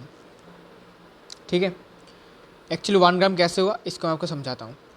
सबसे पहले मुझे बताओ, अगर एक हाइड्रोजन एटम का मास 1U होता है, तो फिर 1 मोल हाइड्रोजन एटम का मास कितना होगा। तो हमें पता है कि 1 मोल का मतलब ये होगा 6.022 इंटू 10 का पावर 23 एटम्स ऑफ हाइड्रोजन। तो अगर एक का मास 1U हुआ, तो इतने का मास कितना होगा, तो इतना होगा इंटू 1U हो जाएगा। सिंपल सा यूनिटरी मेथड हमने लगाया, तो कितना बन गया 6.022 इंटू 10 का पावर 23U हो जाएगा। सही बात है। अब इसी को हम लिख सकते हैं 1Na। ठीक है, इसी को हम क्या लिख सकते हैं 1NaU। ठीक है, 1NaU। और आपको एक बात याद रखना है कि 1Na का वैल्यू, अच्छा 1Na का नहीं सॉरी, 1U का वैल्यू आपका 1/Na ग्राम होता है। और इसके बाद अब U के जगह पर 1/Na ग्राम लीजिए, तो 1Na इंटू 1/Na कट जाएगा इतना ग्राम, तो यहाँ से आपका 1 ग्राम आता है। वो सब चीज़ें हम अभी सीखने वाले हैं, अभी मैं डायरेक्ट इसमें कुछ लिखूंगा नहीं। अब हम समझेंगे कि ये 1 मोल का वैल्यू जो ये आया है कहाँ से आया है। लेट्स गो और चेक करते हैं कि ये कहाँ से आया है, इसके पीछे का हिस्ट्री क्या है। हिस्ट्री ये है कि 1 मोल में इतने पार्टिकल्स होते हैं, या फिर 1 मोल ऑफ ए सब्सटेंस में इतने ही पार्टिकल्स होते हैं।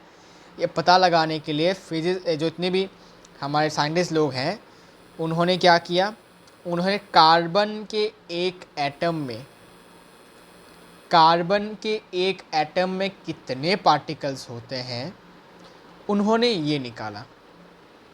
क्या निकाला, उन्होंने ये बताया कि पहले उन्होंने ये देखा कि कार्बन 12 आइसोटोप के एक एटम में कितने पार्टिकल्स हैं।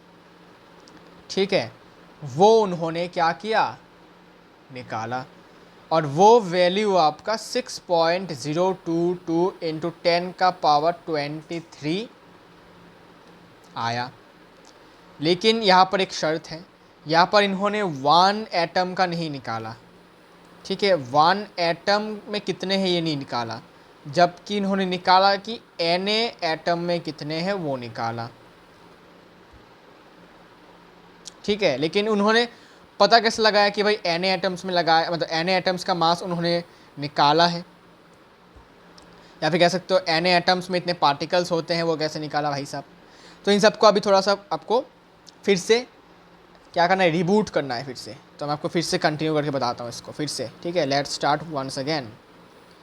सबसे पहले उन्होंने क्या लिया, उन्होंने कार्बन 12 लिया, ठीक है, एटम नहीं लिख रहा, ठीक है। उन्होंने कार्बन 12 उठाया। क्या उठाया, उन्होंने कार्बन 12 को उठाया, कार्बन को उठाया, ठीक है। और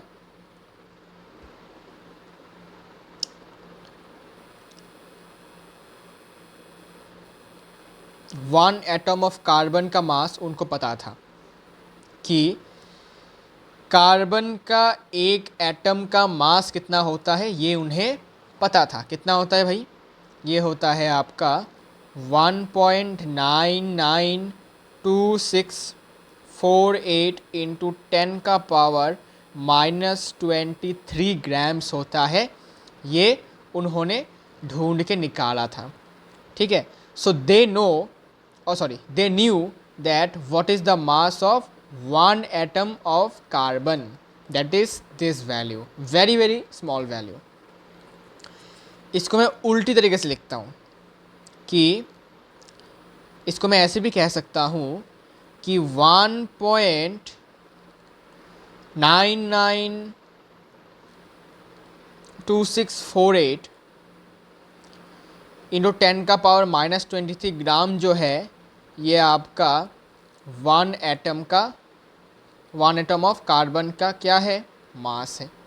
तो मैं इसको उल्टी तरीके से भी क्या कर सकता हूँ, कह सकता हूँ, ठीक है। उल्टी तरीके से मैं इसको क्या कर सकता हूँ, कह सकता हूँ कि वन कार्बन एटम का मास इतना है। अगर मैं इसको उल्टी तरीके से कहूँ कि 1.99 इतना समथिंग, इतना ग्राम एक कार्बन एटम का मास है। तो सिंपल सा बेसिक मैथमेटिक्स लगाते हुए हम ये निकाल सकते हैं कि अगर इतना ग्राम अगर एक कार्बन एटम का मास है, तो 1 ग्राम कितने कार्बन एटम्स का मास होगा। सिंपल सा फंडा है कि अगर इतना ग्राम एक कार्बन एटम का मास है, तो 1 ग्राम अगर मैं ले लूँ तो वो कितने कार्बन एटम्स का मास बनेगा। तो it will be 1 by this value, ठीक है, 1 डिवाइडेड बाई ये वाला वैल्यू, ठीक है। So this number of atoms of carbon का मास होगा 1 ग्राम। तो इतने कार्बन एटम्स का मास होगा 1 ग्राम, ठीक है। अच्छा, फिर हमें ये भी पता है कि कार्बन का मास है 12 ग्राम, ठीक है। तो उन्होंने देखा कि कार्बन के 12 ग्राम में कितने एटम्स होते हैं कार्बन के, बिकॉज उनको पता था कि कार्बन का मास 12 होता है। तो उन्होंने पुट करके देखा कि 12 ग्राम में कितने कार्बन के एटम्स होते हैं, ठीक है। ये वैल्यूज उनको पता थे, लेकिन उनको ये नहीं पता था कि कार्बन के 12 ग्राम में कितने पार्टिकल्स होते हैं, ये उन्हें नहीं पता था। तो उनको निकालने के लिए ये टेक्निक उन्होंने अपनाया। फिर मैं लिख देता हूँ कि 12 ग्राम में कितने हो जाएगा भाई, 12 डिवाइडेड बाय दिस, ठीक है, 12 divided by this value, okay. तो इतने नंबर ऑफ एटम्स हो जाएंगे कार्बन के इन 12 ग्राम, ओके। तो सिंपल सा फंडा है, इतना ग्राम अगर एक कार्बन एटम का मास है, तो 1 ग्राम कितने कार्बन एटम का मास, हाँ, कितने कार्बन एटम का मास होंगे, इतने कार्बन एटम का मास 1 ग्राम है। तो 12 ग्राम कितने कार्बन एटम का मास होंगे, 12 से मल्टीप्लाई किया, आ गया। अब अगर तुम इसी वैल्यू को डिवाइड करोगे तो तुमको मिल जाएगा वो वाला वैल्यू, एवोगाड्रो नंबर वाला वैल्यू। ये करेंगे तो आ जाएगा आपका 6.022 अप्रोक्सीमेटली इंटू 10 का पावर, ये जो -23 है ये रेसिप्रोकल करेंगे, ऊपर लेके जाएंगे तो पावर इसका पॉजिटिव बन जाएगा। इतने एटम्स होते हैं कार्बन के। क्या बात है भाई, बढ़िया बात है। ठीक है, तब उनको पता चला कि कार्बन के, ठीक है, कार्बन का जो मास 12 ग्राम है उसमें इतने पार्टिकल्स होते हैं, मतलब इतने एटम्स होते हैं कार्बन के 12 ग्राम में। मैंने यहाँ पर क्या लिखा है, 12 ग्राम लिखा है, लेकिन अगर मैं लिखता कि 12 यू में कितने एटम्स होंगे तो the answer will be 1 atom of carbon. थोड़ा सा कंफ्यूजिंग लग सकता है लेकिन थोड़ा सा समझना आपको पड़ेगा कि 12 ग्राम जब मैं बोलूँगा तब आपके 1 मोल एटम्स ऑफ कार्बन की बात होगी, लेकिन जब यूनिट आपका यू हो जाएगा या फिर एएमयू हो जाएगा तब हो जाएगा आपका ओनली 1 एटम ऑफ कार्बन। तो यहाँ से मैं लिख सकता हूँ कुछ ऐसा कि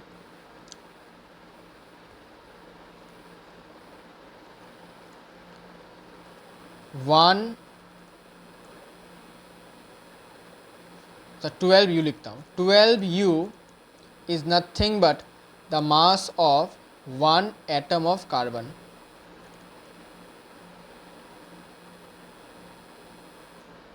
ठीक है, एक एटम कार्बन का मास 12U है।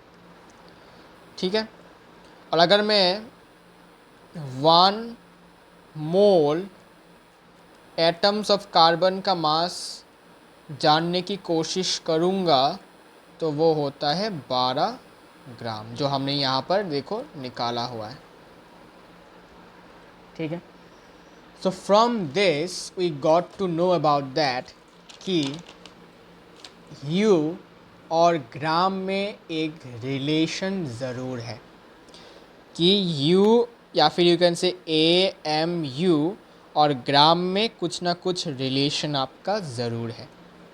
ठीक है, कि जब यूनिट यू आता है तो एक पार्टिकल की बात की जाती है, जब आपका यूनिट ग्राम हो जाता है तब वही पार्टिकल्स आपका 1 मोल पार्टिकल्स पे तब्दील हो जाता है।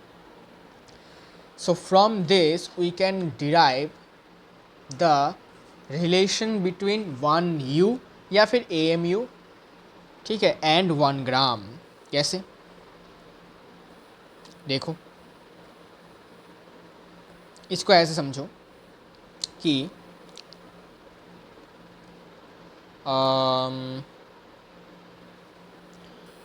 1U,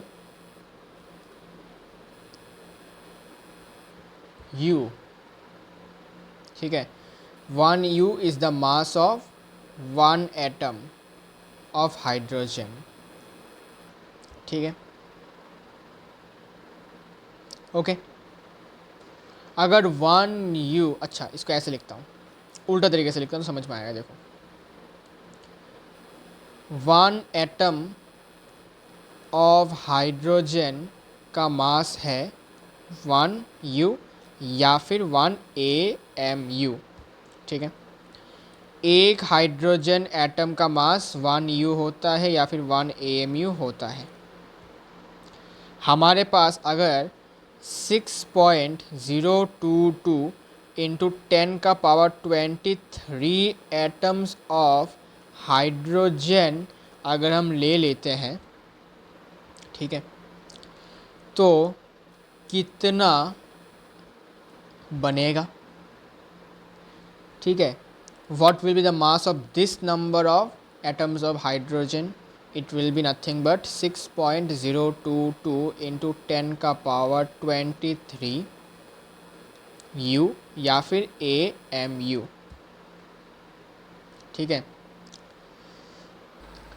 अब एक इंटरेस्टिंग चीज़ देखो, जबकि हमें ये भी पता है कि इतने एटम्स ऑफ हाइड्रोजन का जो मास है वो तो भाई हम ग्राम्स के पर्सपेक्टिव से भी लिख सकते हैं, कि इतने एटम्स ऑफ कार्बन का मास 12 ग्राम लिख सकते हैं हम, है कि नहीं बताओ?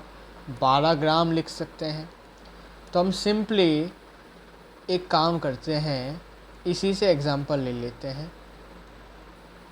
ठीक है ना, इसी से एग्जांपल ले लेते हैं तो और सुविधा होगा हमारा समझाने के लिए।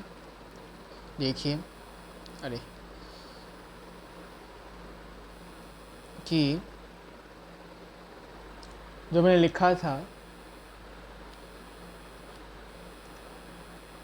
वन एटम ऑफ कार्बन का मास अगर 12 AMU है या फिर यूनिफाइड मास U है, ठीक है, तो Na एटम्स का कितना होगा? Na मतलब क्या? 6.022 इंटू 10 का पावर 23, तो मैंने और लिखा नहीं उसको। तो Na एटम्स का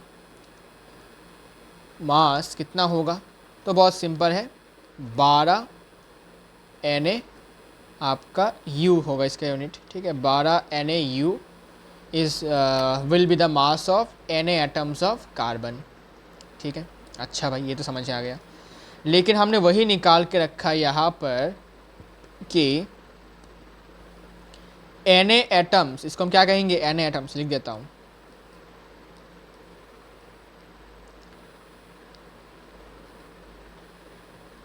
twelve gram is the mass of Na atoms of carbon, ठीक है। मतलब Na एटम्स ऑफ कार्बन का मास कितना होता है इन ग्राम्स? 12 ग्राम। तो हम इस Na एटम्स ऑफ कार्बन के जगह पर क्या हम लिख सकते हैं 12 ग्राम, कि भाई Na एटम्स ऑफ कार्बन का मास 12 ग्राम है, और अगर हम U के फॉर्म में लिखें तो 12 NaU होगा। जी हाँ, लिखो। तो यहाँ पर मैं लिख सकता हूँ कि Na एटम्स ऑफ कार्बन का मास 12 ग्राम है, जो हम पहले भी प्रूफ कर चुके हैं। तो simply Na atoms of carbon के जगह पर तुम लिख दो सिंपली 12 ग्राम, ठीक है। तो 12 ग्राम और ये 12 NaU आपका सेम होगा। कैसे सेम होगा? बिकॉज 12 ग्राम और 12 NaU आपका mass of what? Na atoms of carbon ही है, बस इनका यूनिट अलग अलग है। एक आपका यूनिफाइड मास के यूनिट में है, एक आपका ग्राम के यूनिट में है। तो फ्रॉम दिस आप देखो इंटरेस्टिंग एक चीज़, U भी लिख सकते हो, या AMU भी लिख सकते हो, ठीक है। तो मैं इसको AMU भी लिख सकता हूँ, AMU।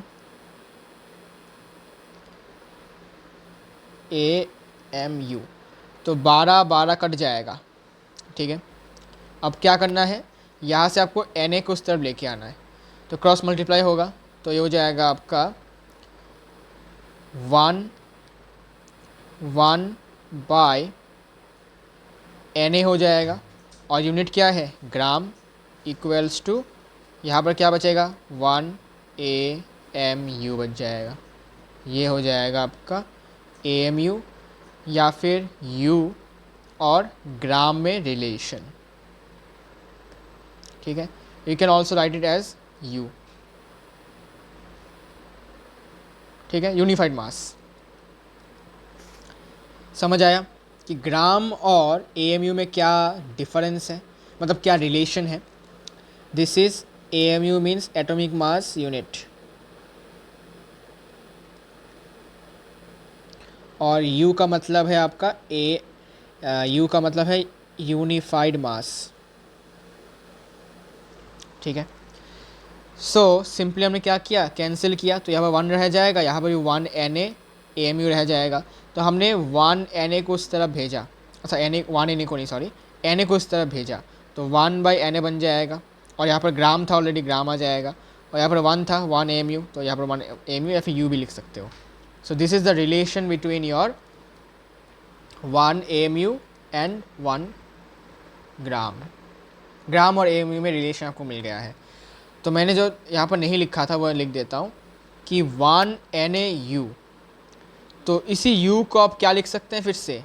U और Na में आपका, सॉरी, U और ग्राम में रिलेशन क्या है कि 1U equals to 1 by Na gram. तो यहाँ पर आपको 1U दिख रहा है, 1U दिख रहा है कि नहीं बताओ? दिख रहा है। तो सिंपली आपको क्या लिखना है इसको? 1 बाई Na इंटू ये जो Na है, ये फिर से आप लिखेंगे हम,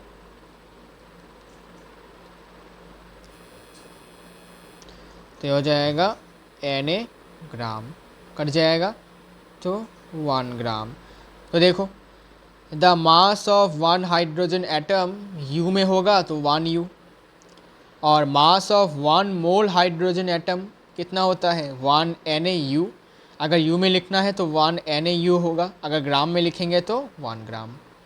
तो क्या हो रहा है, वैल्यू और you can say magnitude is the same but the unit is getting changed from u to gram. तो बस कुछ नहीं करना है, अगर आपको 1 मोल किसी का भी वैल्यू निकालना है तो जो मैग्नीट्यूड है वो तो सेम रहेगा, बस आपका यू से वो बन जाएगा ग्राम। कैसे बना, मैंने आपको रिलेशन बता दिया है कैसे आया ये, ठीक है। मैंने ये वाला एग्जांपल क्यों लिया कार्बन का, बिकॉज कार्बन का मैं ऑलरेडी यहाँ पर दिखा चुका हूँ कि Na एटम्स ऑफ कार्बन का मास हम 12 ग्राम लिख सकते हैं, ठीक है। तो Na एटम्स ऑफ कार्बन के जगह पर मैंने इसका मास 12 ग्राम लिख दिया, और Na एटम्स ऑफ कार्बन का मास 12 Na AMU भी होता है, बस यूनिट डिफरेंट है। तो हमने 12 कैंसिल किया, यहाँ पर Na को क्रॉस मल्टीप्लाई करके लाया और यहाँ से बन गया रिलेशन 1 AMU और ग्राम में, सिंपल, ठीक है। सिंपल सा फंडा है। इसके बाद देखो, ठीक है, इसके बाद अगर मैं लिखता हूँ कि mass of 1 molecule of O2 कितना होगा, तो भाई ऑक्सीजन का मास 16 है, यहाँ पर 2 एटम से तो 32 हो जाएगा। सो 32 क्या होगा, U होगा, बिकॉज 1 मॉलिक्यूल की बात किया जा रहा है। अगर वहाँ पर मैं यही लिख देता हूँ कि mass of 1 mole molecule of O2, तो क्या होगा, magnitude will remain the same, बस यूनिट आपका ग्राम हो जाएगा। बस similarly mass of 1 molecule of H2SO4 कितना होता है, 98 U, बिकॉज एक मॉलिक्यूल की बात करेंगे तो हमेशा U लगेगा। लेकिन अगर मैं वही 1 मॉलिक्यूल ना लिख के 1 मोल मॉलिक्यूल लिख दूँ, अच्छा 1 मोल मॉलिक्यूल्स होगा, सॉरी 1 मोल मॉलिक्यूल्स, हाँ 1 mole molecules, 1 mole molecules of H2SO4 अगर होगा तो magnitude same, unit change to gram, simple, very very simple. Magnitude same रखना है, यूनिट को चेंज करना है, तो तुमको जो मास मिलेगा वो तुमको मिल जाएगा 1 मोल मॉलिक्यूल का मास। अब इसी मास को हम कहते हैं gram molecular mass, gram atomic mass, या फिर ग्राम ना बोलकर डायरेक्ट मोलर मास भी बोल सकते हैं, ठीक है। सो यहाँ लिखता हूँ mass of 1 hydrogen atom equals to, very simple, 1 U, and this is, you know, this is called atomic mass. This is called atomic mass. अब जब मैं ऐसा लिखूँगा mass of 1 mole hydrogen atoms, ठीक है, तो क्या होगा, सिंपल, मैग्नीट्यूड सेम, बस यूनिट चेंज। और ये जो होगा ये कहलाएगा आपका एक डिफरेंट नाम से ग्राम एटॉमिक मास। मतलब जब मैंने एटॉमिक मास को ही ग्राम वाले यूनिट में एक्सप्रेस किया तो उसको मैं कहता हूँ ग्राम एटॉमिक मास। एटॉमिक क्यों, बिकॉज हम एटम्स की बात कर रहे हैं, ठीक है। अब मॉलिक्यूल्स की बात करेंगे तो मॉलिक्यूलर मास हो जाएगा। जैसे कि भाई साहब ये देखिए, mass of 1 molecule of water,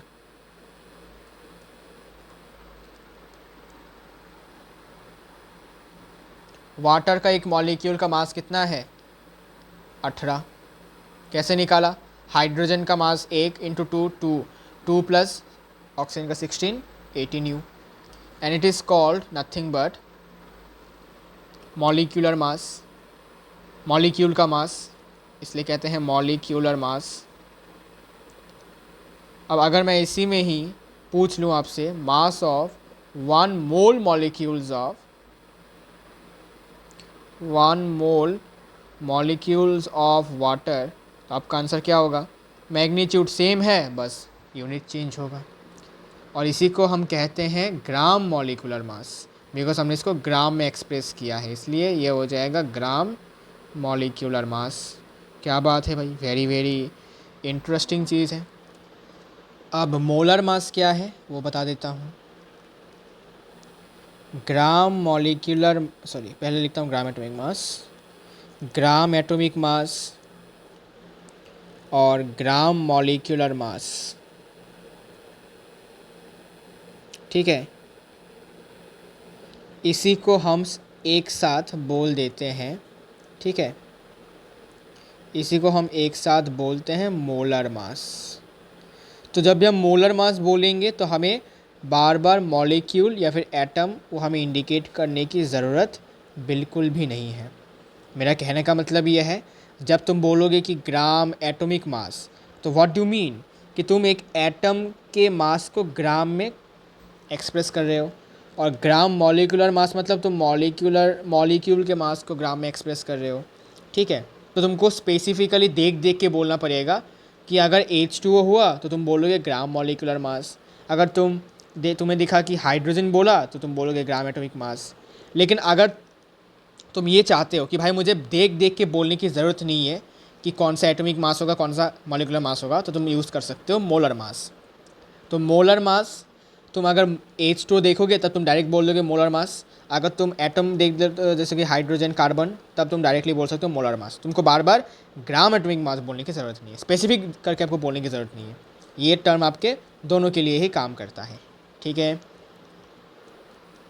अच्छा, एक बात मुझे याद आया अभी अचानक से कि यहाँ पर जब मैंने आयोनिक कंपाउंड लिखा है, यहाँ पर आयंस नहीं होंगे, यहाँ पर फॉर्मूला यूनिट होगा, ठीक है। थोड़ा गलत लिख दिया था मैंने, यहाँ पर फॉर्मूला यूनिट होता है।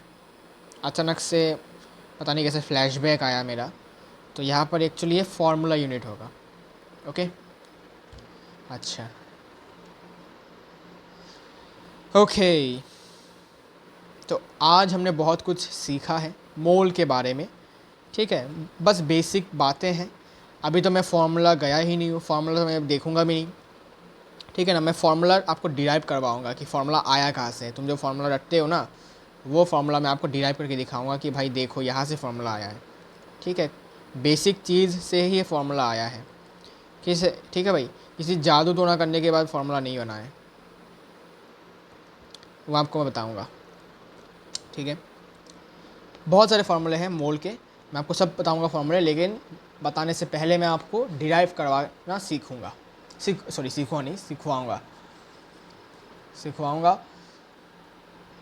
और उसके लिए आपको दूसरे वीडियो में आपको आना पड़ेगा, सेकंड वीडियो नहीं, मतलब नेक्स्ट वीडियो आपको देखना पड़ेगा। वहाँ पर हम बात करेंगे और भी बेसिक चीज़ें, बिकॉज बेसिक जब जितना स्ट्रांग होगा उतना ही स्ट्रांग हमारा एडवांस लेवल भी होगा, ठीक है। तो जितना हो सके अपना बेसिक स्ट्रांग कीजिए, एडवांस अपने आप स्ट्रांग होगा, ठीक है। पिलर मजबूत कीजिए, घर अपने आप स्ट्रांग हो जाएगा। So see you all in the next video, तब तक के लिए take care and bye bye.